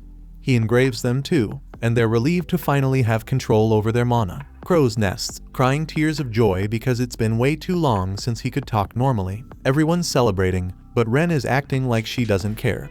She claims she's crying for a different reason. But she can't hide her happiness about being able to wear whatever she wants without her poison wrecking her clothes. Lloyd's glad things are looking up, but Ren isn't feeling it when Lloyd's allowed to join their crew. The others remind her they owe everything to him and insist she get ready for the welcome party. Ren tries to call out that he mass-produced weapons of war and snuck into an assassin's hideout. She thinks Lloyd's too damn wild to roll with them. But Grimm sets the record straight. Lloyd was just messing around when he pulled off those stunts. Now that they have control over their powers, Lloyd's all about seeing what they can do. But Galilea wants some answers before they let him in. Lloyd's chill about it, but they insist on spilling their backstory. Lloyd isn't really into the history of the Assassin's Guild, but that changes when Galilea starts talking about their leader. This cat, Jade, goes by the name Phantom Blighted and can teleport. He's the Shadow Wolf. Back in the day, Jade got teleported against his will, and it messed him up badly. Cursed with teleportation, he decided to start the Assassin's Guild. The plan was to take shady jobs at the Adventurers Guild and leave their coin emblem at the scene, showing they were fighting for world peace. They wanted to come out of the shadows and live in the light someday. Galilea keeps going with the story, but Lloyd's more interested in the teleportation bit. Galilea explains that just when things started looking up, they heard the Lord of Lords was getting ready for war, and something happened to Jade. Suddenly, an envelope appears out of nowhere, and they're all shocked. Later on, Selpha storms into the assassin's hideout looking for Lloyd, but he isn't there. She can still smell his scent and finds a note he left behind. Turns out, Lloyd went to meet the Lord of Lords with the Assassin's Guild. Albert freaks out as he reads the note, thinking Lords and the Assassins team up and snatch Lloyd. Diane calms him down, and they agree starting a war isn't the answer. War is the last resort, so Albert swears to find a peaceful solution no matter what. But then Selpha drops a bombshell she found Lloyd's clothes in the hideout. They fear the worst, and Albert forgets all about peace, agreeing that war's the only option. But little do they know, Lloyd's not a hostage at all, he's leading the charge somewhere else. After the letter appeared, Galilea immediately recognized the symbol on it to be the one Jade made for them. So Galilea anxiously opens the letter, and sure enough, it is indeed from Jade. In the letter, Jade apologizes for taking so long to contact them. But he had been a little busy as hell. He says he straight up overthrew the Lord of Lordost, who was planning some whack-ass war, and now he's the new ruler of the kingdom. He wants all of them to come and party with him to celebrate. Everybody's stoked about this bomb-ass news, but Lloyd looks at the letter and he's got a different reason to be happy. Galilea comes up to him and gets on his level, thanking Lloyd again for helping them control their curses. But they got to bounce to Lordost now, so Galilea promises they'll pay him back for being such a G someday. Now Ren's got something else in mind. She wants Lloyd to roll with them to Lordost's kingdom so he can put a spell on Jade to keep his blight in check. Lloyd doesn't have a problem with accompanying them, but he asks if Ren knows where this letter came from in the first place. It just appeared out of nowhere, which means it was accurately teleported here from some other place. Teleportation magic is still a huge mystery in this world. Isn't no one just randomly figuring out how to use it? So there's only one legitimate explanation. Jade must have control over his powers after all. It wouldn't make sense for him to straight up lie about that. But here's the deal, they can't be sure if what was said in the letter is true. It might be a trap if they roll to Lordost now. But Ren's still holding on to the belief that Jade would never backstab them. She's all like maybe he learned to control his powers on his own. If that's the case, Lloyd doesn't have to tag along for the reunion. He's going to roll anyway because he's hyped as hell about teleportation magic. Ren wants to trust Jade, but she can't help but worry about what might go down if shit messed up over there. So Lloyd tells her to chill the fuck out because if things go south, he's got their backs. He can handle any trouble that pops up. Galilei is once again singing Lloyd's praises for being so damn cool to them. And after that last statement, Ren's officially head over heels for him. Now, back to the present, Lloyd's got to make a quick stop with his flight spell because none of them can handle that high-speed shit. He's bitching about wasting time because they only flew for 10 damn minutes. But let me tell you, they'd straight up die if they had to endure another minute of supersonic speed, and Babylon's all pissed off about it, stuck in a bad mood. Lloyd concedes and says they can just take a break here and walk the rest of the way since they are pretty close already. And since they're taking a break, Ren offers to grab some grub for them while Lloyd helps Babylon sort out his messed up back. Babylon mentions how Ren's trying to impress Lloyd because she grew up in the damn woods. Shit, she accidentally killed her parents with her poison when she was a kid, so she had to survive on her own out in the wild. And the first person to find her was Jade. He brought her back to the hideout and introduced her to everyone. But they were all kind of scared of her poison powers, so Galilei wasn't sure it was a good idea to keep her around. Plus, she was growling at them like she had rabies or some shit. Still, Jade was dead set on having Ren stay with them. But when he hugged her, she released a whole bunch of poison, and he straight up collapsed. Even after that near-death experience, Jade still wanted Ren to be part of their family. He asked everyone to help take care of her, and since he insisted so damn much, Galilei offered to be her teacher, while Crow and Talia whipped up some clothes. That's when Ren got to see what it was like to have a family. Eventually, Jade came up with a spell to put on her clothes, neutralizing her poison mana.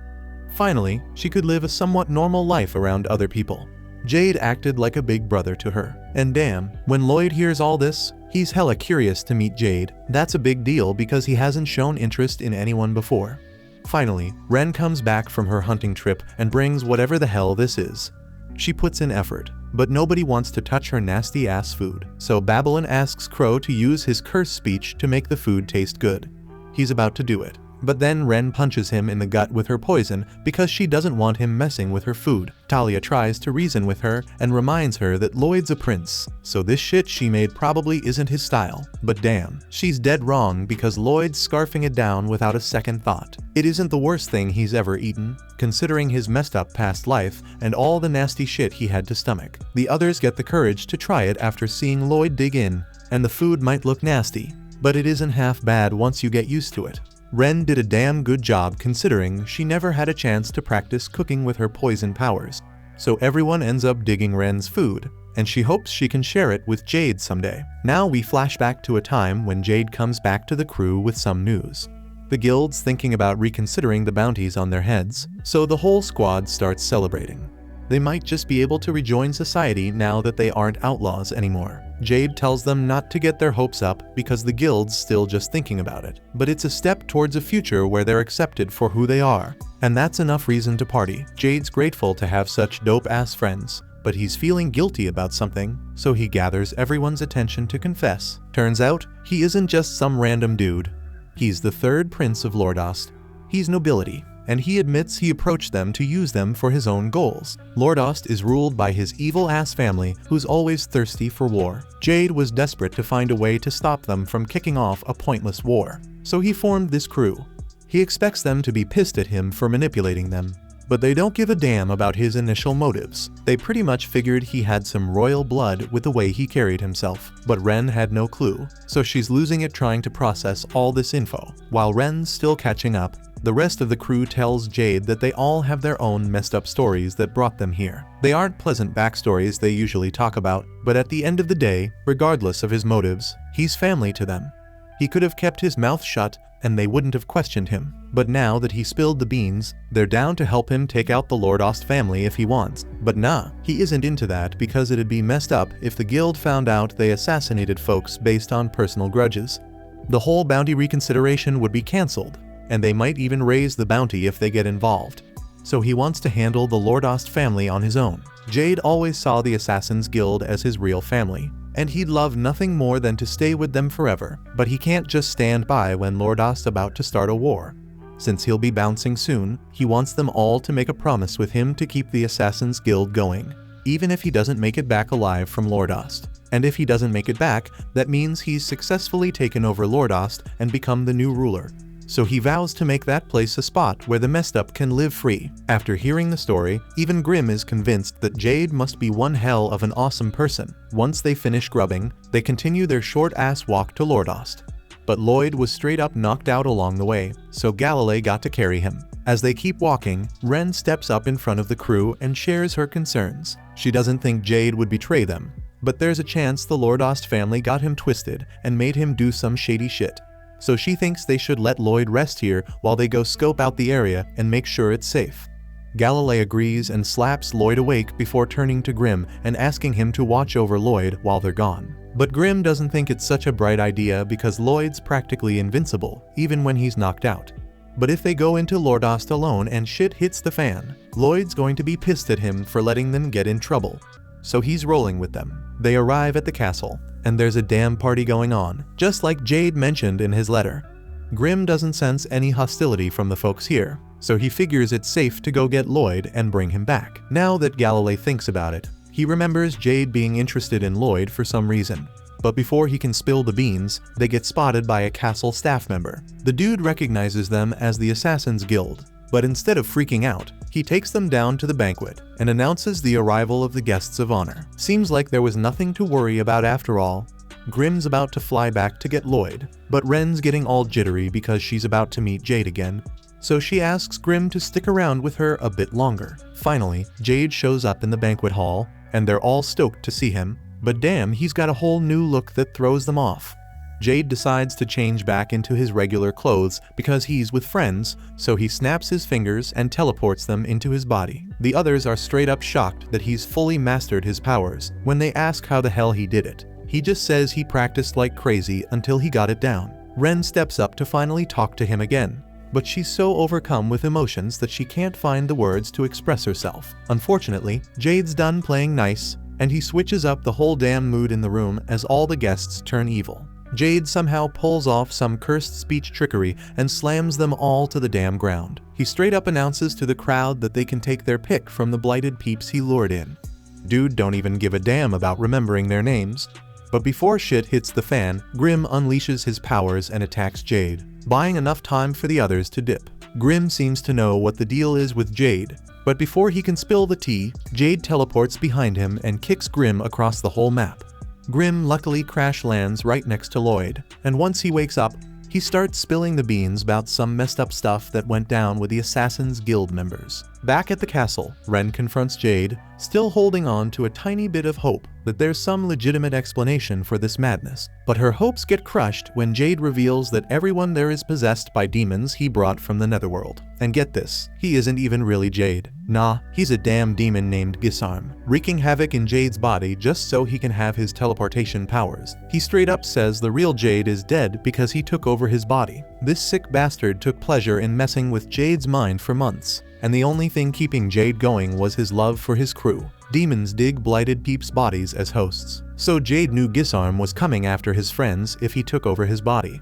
So instead of letting that happen, Jade chose to end his own life with his own hands. If he succeeded, both he and Gisarm would be 6 feet under. But nah, Gisarm couldn't even let the man die in peace.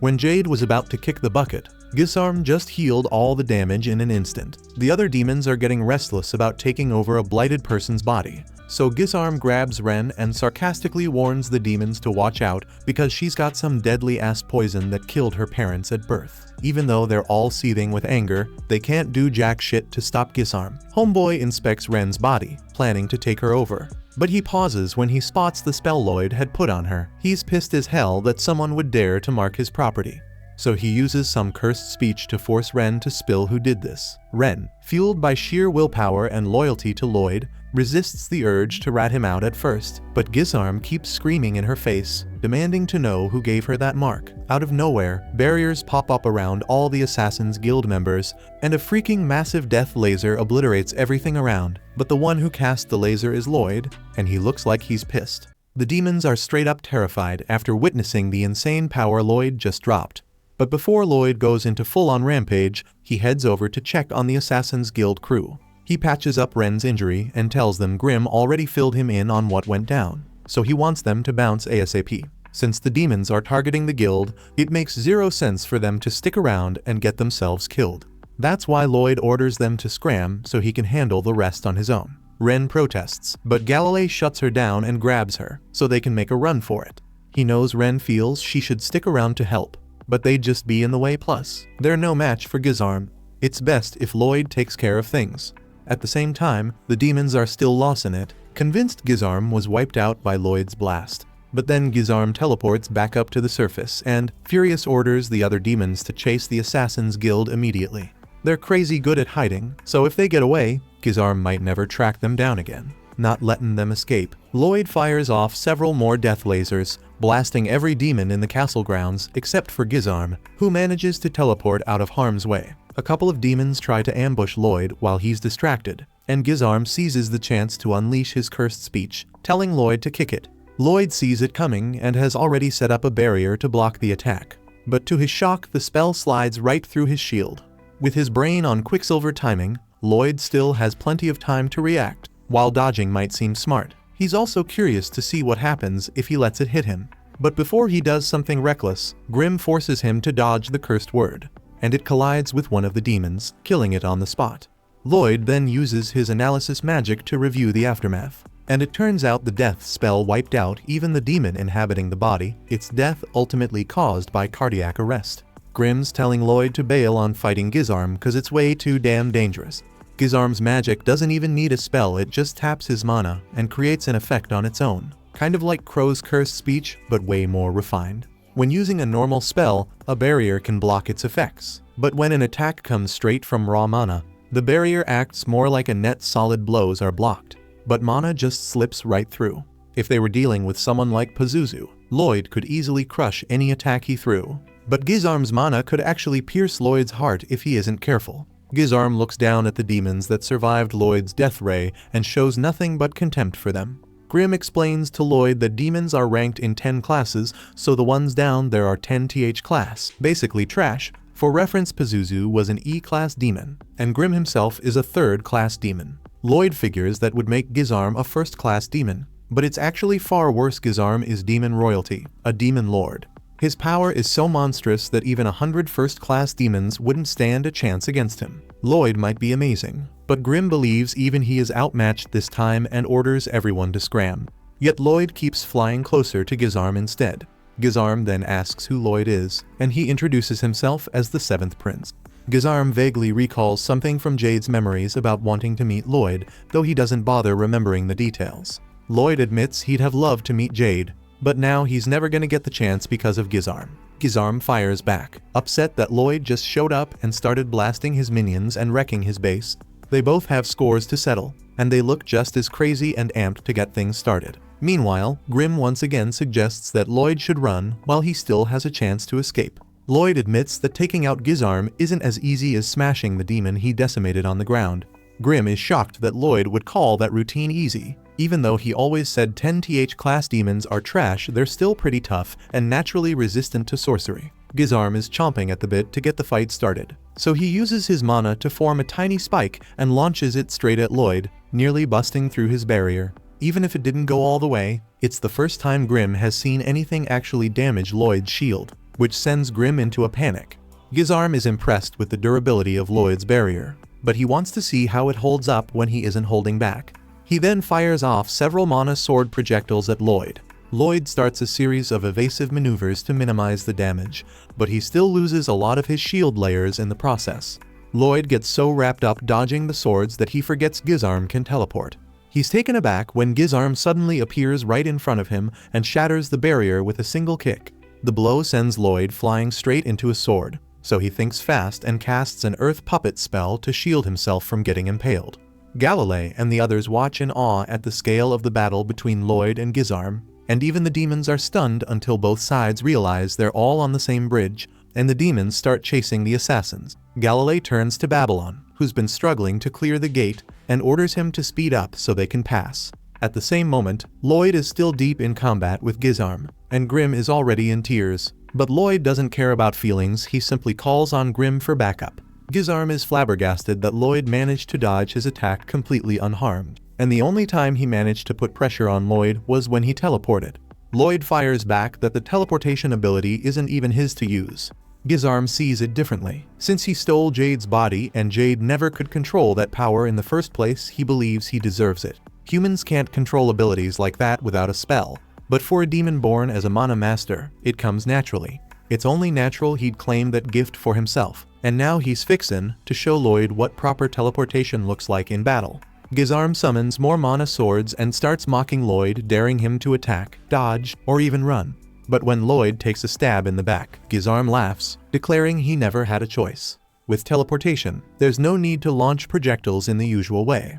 They can be sent directly into Lloyd's body with no way to block them. Now convinced of his own victory, Gizarm names his new power Shadow Wolf in honor of the moment. On the other side, the lowlife demons are still after the assassins, ordering them to surrender their bodies. But the crew has just learned to harness their own powers for the first time, so there's no way they're about to give it up. Galilei uses his web ability to cover the ground and hold the demons in place while the team escapes the webs harden after a few seconds. To ensure none slip away before they set, Crow employs his cursed speech to make Humpty Dumpty and the rest collapse. Galilei praises Crow for nailing his cursed speech without hitting their own folks. While the demons remain down, Babylon finally manages to open the gates so they can make a break for it. Just then, however, the demons start fighting back, ripping bricks out of the ground to stand up. They won't get far unless someone stays behind to hold them off. Before Galilei can step up, Talia takes charge. She scans the demons, and with a surge of power, she slices her ankle to render them unable to walk. She orders everyone to keep out of sight since she can't control her ability enough to avoid hurting her allies. She wants them to leave her behind and break for the woods to safety. Ren isn't willing to split up. Knowing she can't escape on her own with her leg hurt, the demons writhe in pain from Talia's ability. But they regenerate their wounds, and that, in turn, heals Talia. Not wasting a beat, she immediately stabs her foot again, sending the demons into fresh agony. Once more, she urges the crew to hurry and get out while they still can, promising that she won't let her body be stolen away that easily. But Ren can't just accept being left behind, so she tries to grab Talia so they can flee together. Instead, Galilei pushes her back and locks her outside the gate, choosing to stay behind with Talia. The moment the gate stays closed, the demons still could tear right through it, so at this rate none of them will escape unless they get stopped now. The demons knows exactly what Talia is aiming to do, so he won't let her go it alone and risk killing herself. Soon enough, the demons start freaking out when they realize Talia is serious enough to sacrifice herself to wipe them out. They scramble to block her path, but Galilei steps in to hold them off. Ren shouts at them to chill, reminding everyone that they were this close to living together as a family. Even though Jade might never come back, now that they've mastered their powers and erased their bounties, there's really no reason to throw in the towel. Talia can't even imagine the pain Jade must have suffered trying to end his life for their sake. Yet she understands the drive to do whatever it takes to protect her crew. Without hesitation, she slashes her own neck to weaken the demons. At the same moment, Gizarm looks down in disgust at the sorry lot below, wishing Lloyd had put on a better show so that Talia's sacrifice might have meant something. Then he hears a crumbling sound from where Lloyd's body should be. Gizarm spins around and sees that Lloyd has turned to dust. Before he can react, the real Lloyd attacks from behind, but Gizarm teleports away just in time to avoid getting cut. He realizes Lloyd set a decoy to lower his guard and is now wielding an enchanted sword, so it looks like their fight is about to get a whole lot more interesting. Lloyd then seems worried about something else, not related to Gizarm, and orders that they move to a different spot to finish the fight because there are people around he really doesn't want to see. Right before Talia can finish her own move, hundreds of fireballs suddenly rain in from behind the gate, so Galilei grabs her to keep her from getting caught in the blaze. The demons end up getting scorched by the unexpected attack, though neither Talia nor Galilei can figure out where it came from. Then the gate is sliced open and Lloyd's family storms in. Albert leads them, and even though the chaos is off the charts, it doesn't change their mission. They're here solely to rescue Lloyd. The demons are lit up in flames, and Ren breathes a sigh of relief that backup has finally arrived. Crow mentions he thinks he's seen Silpha somewhere before, but his memory's all fuzzy.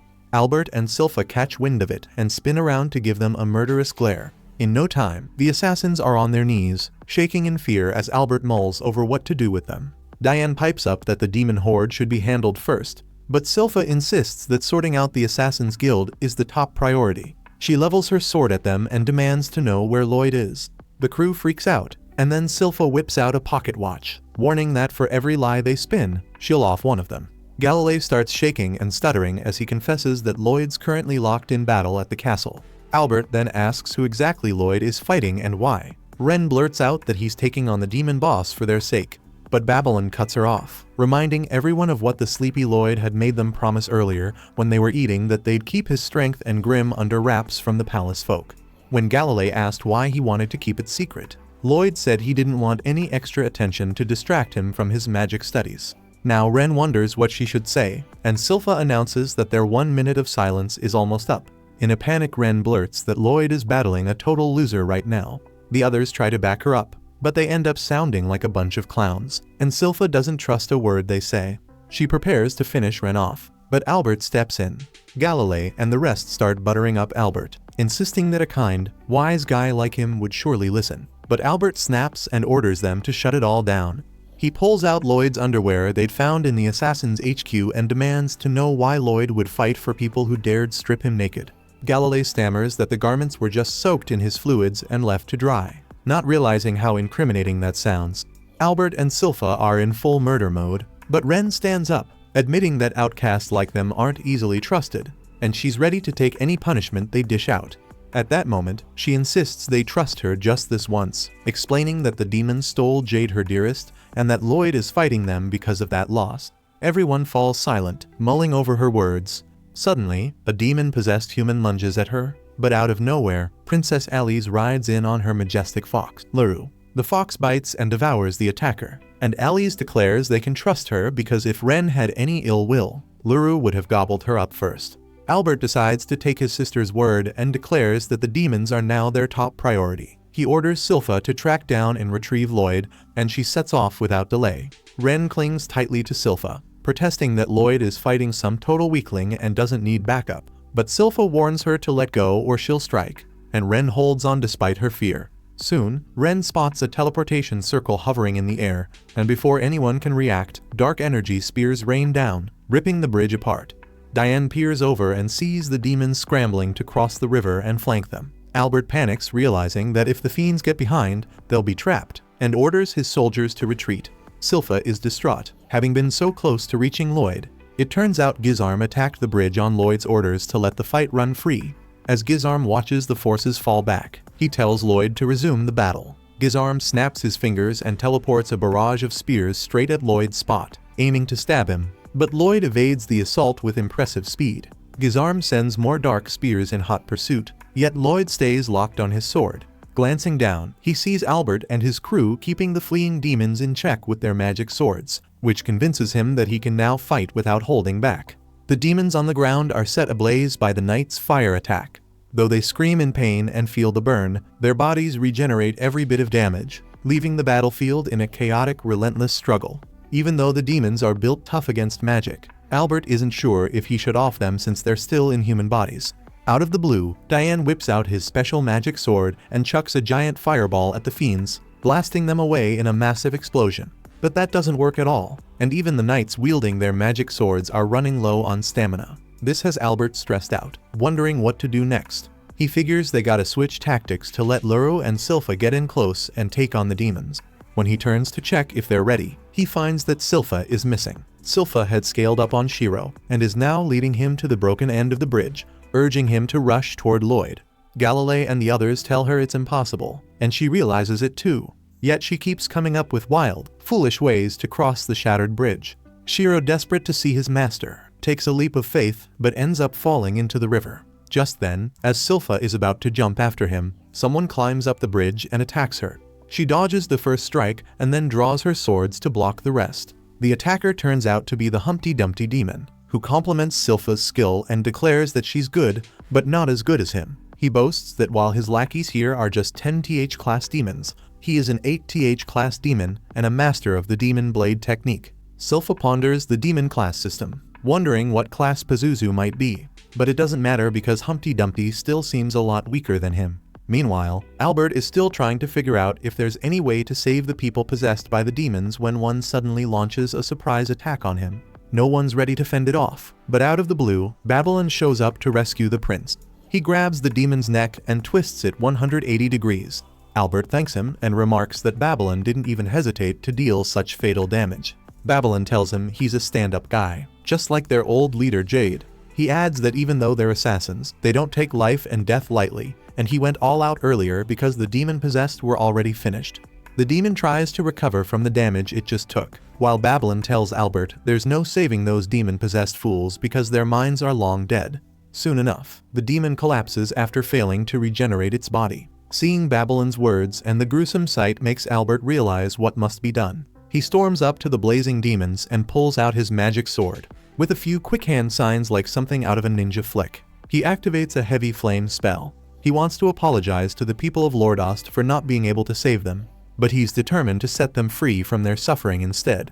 With that in mind, he unleashes his spell and makes fireballs rain from the sky. The fireballs explode on impact, and the demons start screaming in pain as they burn.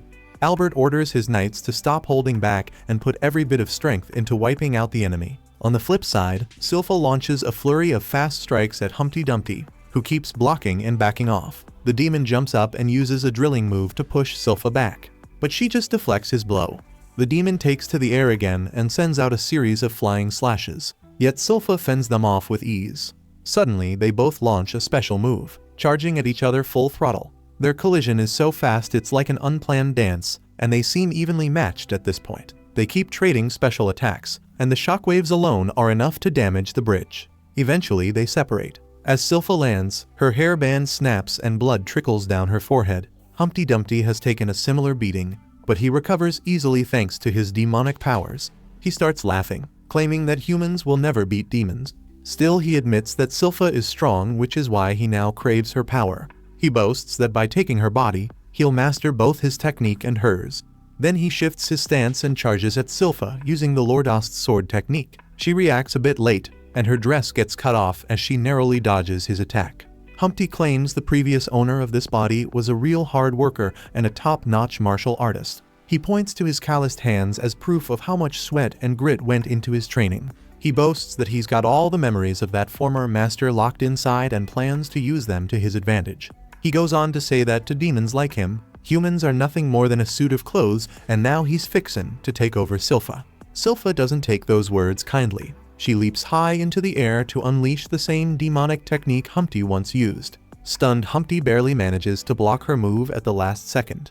Terrified that Silpha might also know the demon sword technique, she fires back that she picked it up just by watching others, because she isn't so weak that she can't learn a new style without hijacking someone else's body. Humpty gets livid at that slight, but Silpha brushes him off and calls for Shiro, who scampers back to her side. She rummages through his fur until she finds a special sword Lloyd made just for her. Drawing the blade, she challenges Humpty to witness what humans are truly capable of. A few days back, Silpha had been training hard to beef up so she could take on demons like Pazuzu on her own.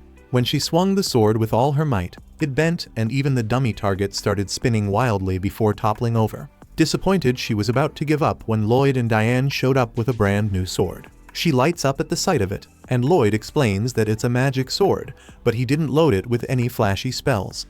Instead, he made it extremely strong and flexible to handle all of Silpha's power. He told her it was powerful enough to cut down a demon, since demons are basically psychic beings that can't do much without a body. If their vessel dies, the demon inside dies too.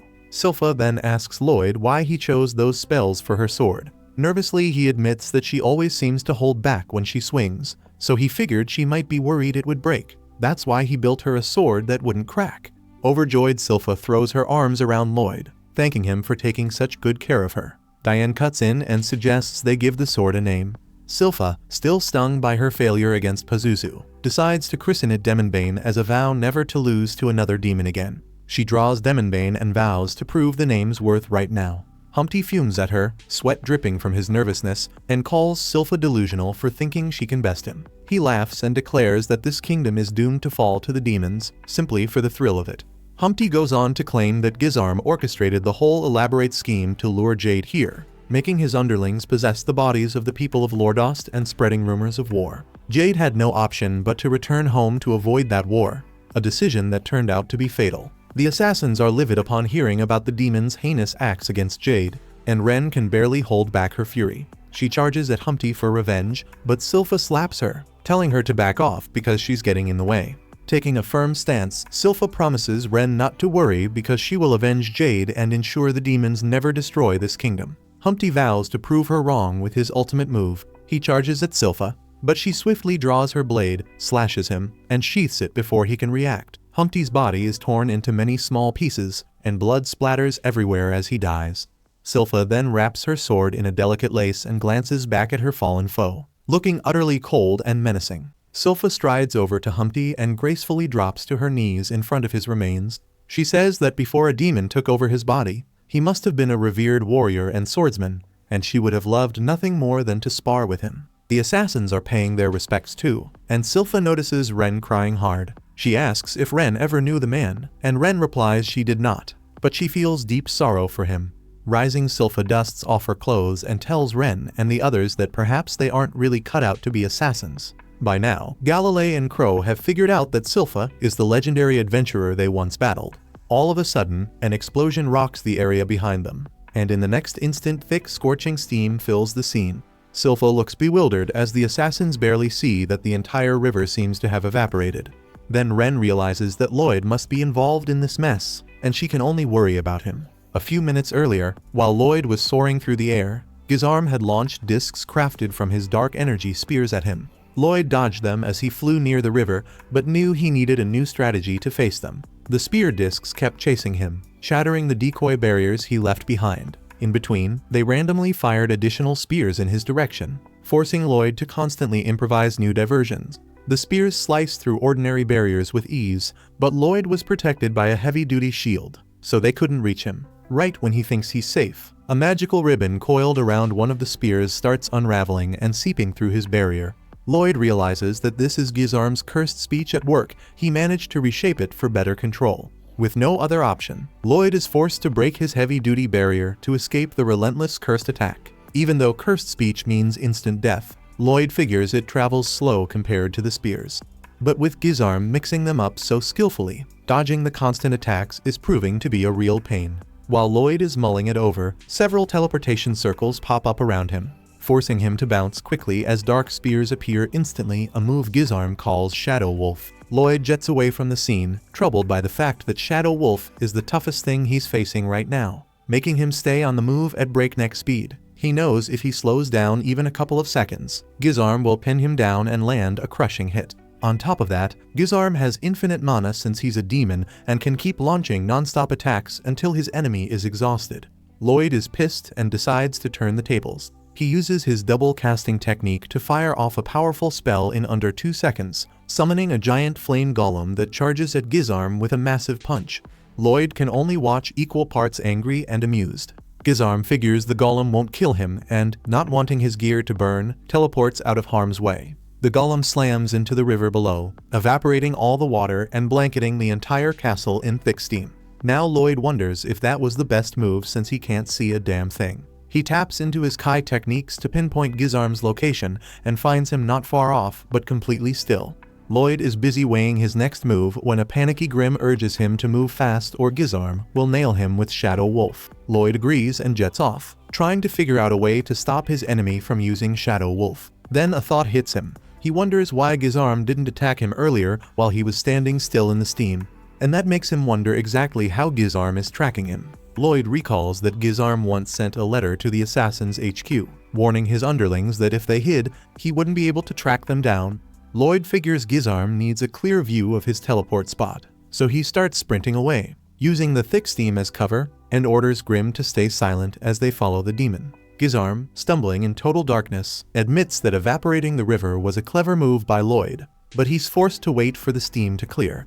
Then Lloyd, already sneaking up from behind, charges full speed. Before Gizarm can react, Lloyd unveils his secret plan, summoning a horde of clones with earth magic. With a swarm of identical figures surrounding him, Gizarm can't tell which one is real, so he deliberately lets one hit him. All the clones converge and attack, but Gizarm quickly discerns the one that struck with a genuine blade, guessing it's the true Lloyd. He stabs that clone with dark spears, and the wound heals instantly. He smirks, remarking that physical attacks are useless on him, as he regenerates even if his heart or brain is crushed. Rising, he pulls aside Lloyd's clones and crushes them with his bare hands, explaining that he even hardened his body to block any blow. And he let a clone hit him on purpose to pinpoint the real one. Yet, the clones still circle around him. Then, Gizarm suddenly notices that the body he attacked earlier was also a decoy, leaving him baffled that Lloyd passed the real sword to one of his clones. Perplexed, he scans for the true Lloyd, suspecting the real one might be flying overhead. Out of his blind spot, a fierce flame attack comes crashing in. The genuine Lloyd had been hiding among the clones. After landing a hit, he swiftly shuffles the decoys to mask his position, leaving Gizarm reeling from the unexpected strike. He summons a fresh batch of clones from the earth, and these decoys even talk to confuse their enemy further. Gizarm quickly regenerates from the fire damage and snaps his fingers to teleport a brand new set of clothes onto himself. He can teleport objects if he knows their precise location, even without seeing them. But now that he can't tell which Lloyd is real, his signature move Shadow Wolf is rendered useless. So he opts to go all out and obliterate every clone at once. He creates hundreds of dark spears above him and fires them in all directions, pulverizing the clones.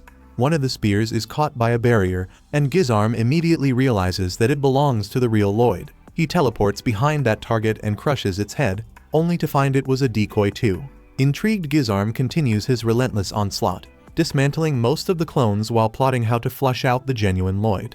Then he bursts into laughter, declaring that fighting this human kid is far more entertaining than battling an entire army of demons. The clones persist in attacking while he keeps neutralizing them. All the while, the real Lloyd moves toward him unseen under an invisibility spell. A dark spear whizzes dangerously close and grazes Lloyd's cheek, but Lloyd keeps pressing forward. Grim panics because Lloyd has not set up a proper barrier and is charging directly toward Gizarm amid the chaos. Lloyd recalls that he named his magic sword Spelltaker, a blade capable of absorbing any spell to boost his mana or analyze its structure. He had hoped it would help him study magic more efficiently, and it's proving to be more valuable than he ever imagined. Lloyd slashes through the teleportation circle that was still concealing him from Gizarm, and as the sword deciphers the spell, he suddenly finds himself in a space surrounded by nothing but intricate magical symbols. He hollers out to Jade to check if he's still around. He tells him that Ren and the others are there and that he wants to be his friend. Suddenly, the darkness surrounding Lloyd parts, revealing a bright space ahead that compresses the dark magic symbols into tiny pockets. Captivated by the sight, Lloyd finally figures out the secret of teleportation magic and what he must do next. In an instant, all his clones turn to stone, and he drops the invisibility spell he had been under. Gizarm is stunned to see that Lloyd was hiding invisibly, and the cut on his face shows he wasn't even using a proper barrier. He grins and tells the kid he must be tired of playing with dolls. Lloyd calmly responds that he finally understands, and Gizarm remarks that it is better late than never. Convinced that Lloyd now knows he can never win against him, Gizarm then states that Lloyd is fighting for a bunch of fools. He insists that Lloyd isn't like ordinary humans but more like him, and invites him to join his side with a promise of fun while taking over the world. Lloyd simply sighs and calls Gizarm as dumb as a beast who's satisfied with the raw strength he was born with and never bothers to understand its source. Lloyd explains that although humans are indeed weak, they create wonders with their desires, forming bonds and magic. He smiles, saying that every spell is rooted in desire, and since desires are infinite, magic is endlessly fascinating. Gizarm declares he doesn't care and teleports to attack Lloyd. Lloyd quickly counters by punching him in the gut as soon as he appears beside him.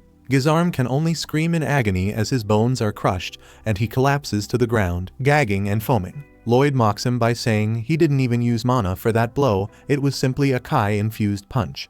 Gizarm fails to grasp his words, and Lloyd explains that magic learns from every field of knowledge and evolves even further. He settles down in front of Gizarm and calmly asks what his next move will be. He mocks the demon, goading him to hurry up and use his dark spears or cursed speech, insisting they're nothing special.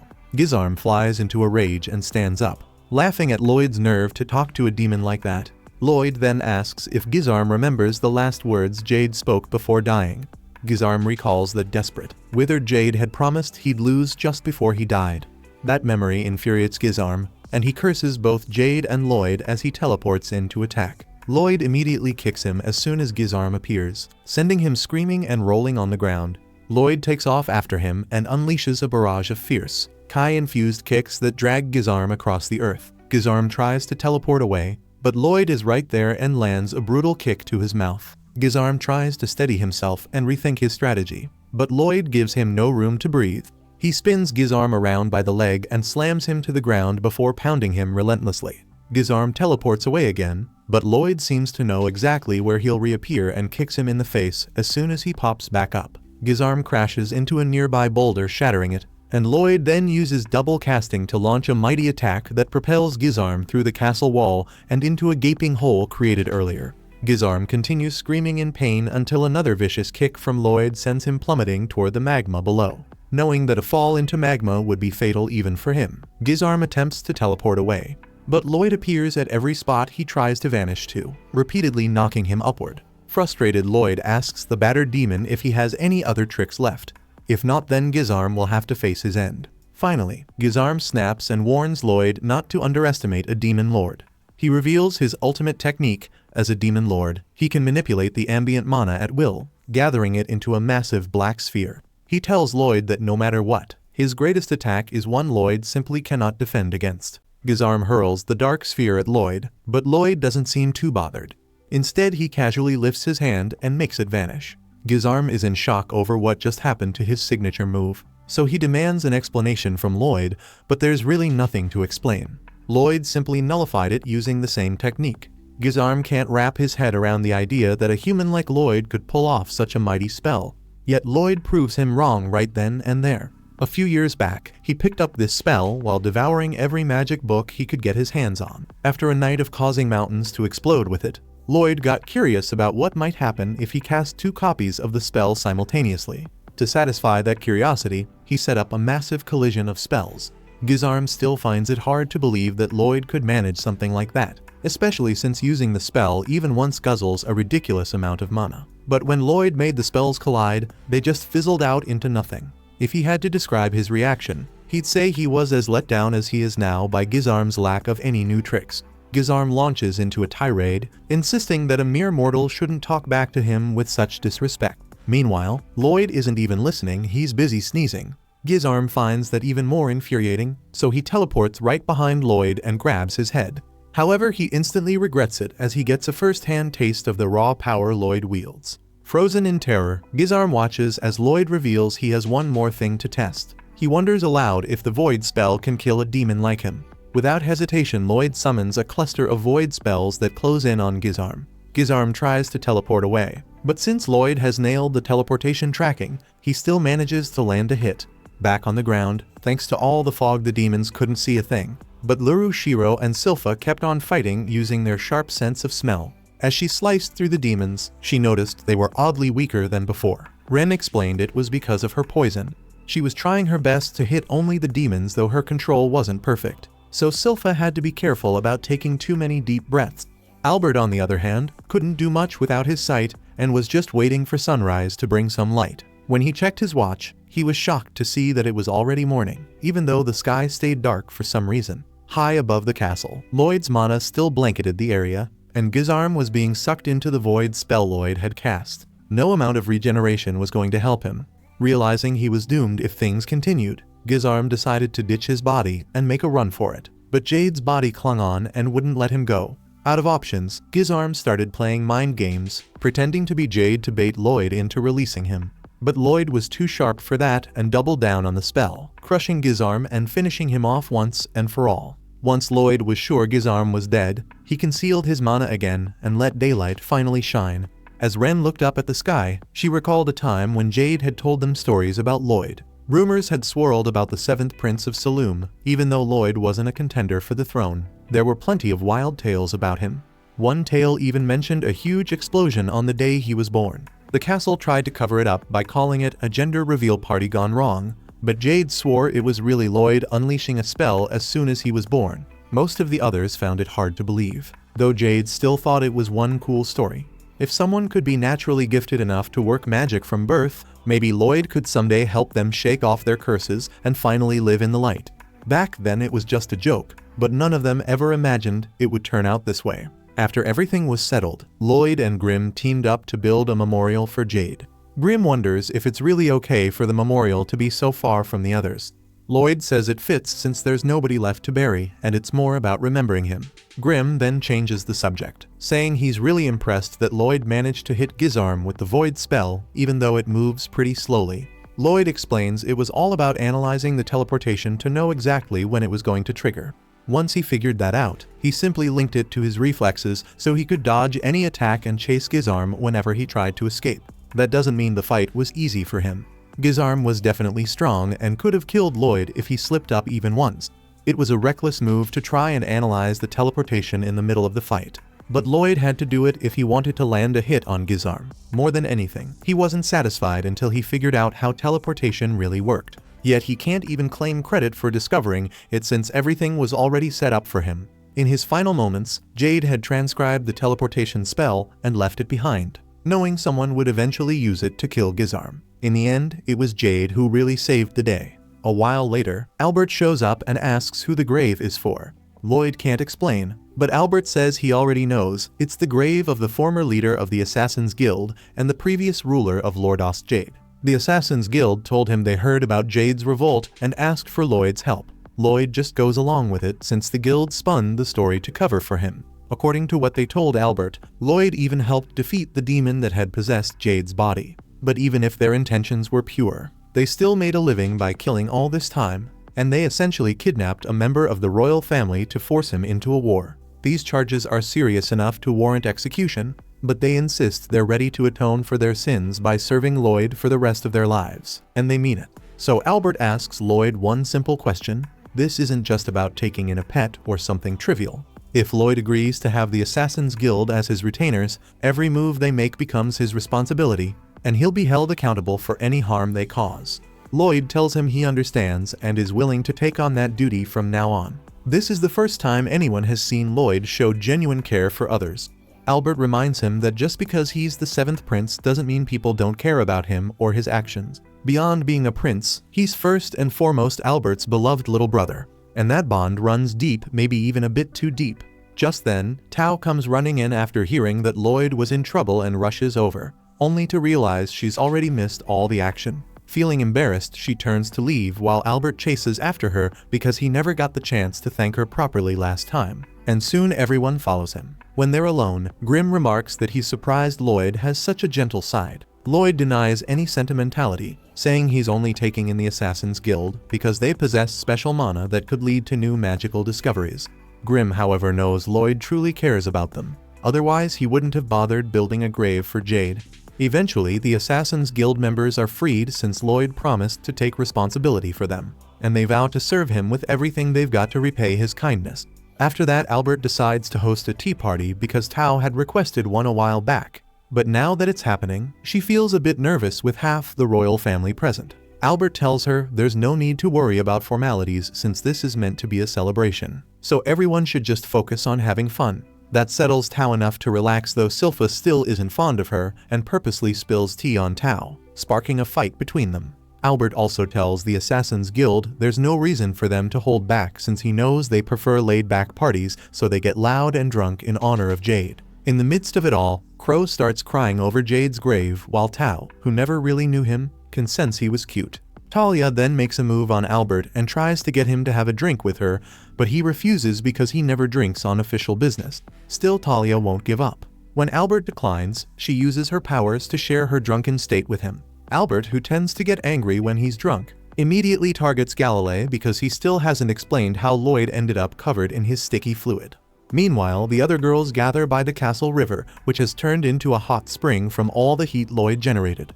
As they bathe, Ren turns to Silpha and asks if she can serve as Lloyd's maid just like her. Silpha doesn't have the authority to decide, so she tells Ren to ask Lloyd directly. Lloyd, standing right above Silpha, says it's fine. However, Ren wasn't expecting him to be there. She asks if Lloyd is truly okay with having someone with her poison-blighted condition by his side. He replies that she still has a lot to work on. For example, she shouldn't call herself blighted anymore because once she masters her mana control, she'll be able to determine what kind of poison she makes and could become a great pharmacist with that power. That's when Ren realizes that despite her deadly power, Lloyd has never once seen her as a threat. She promises to serve him with everything she's got. After that, they all return to Saloon Castle, where Ren officially becomes Lloyd's maid alongside Silpha. And once they get Lloyd dressed for the day, he must meet his father to explain everything that happened at Lordost, although he really doesn't want any credit for it. Luckily, Albert did him a favor and took most of the praise, so Lloyd remains free to do whatever he wants and continues studying magic as much as he pleases. Thanks for watching. Please, if you like my recaps, don't forget to like and subscribe.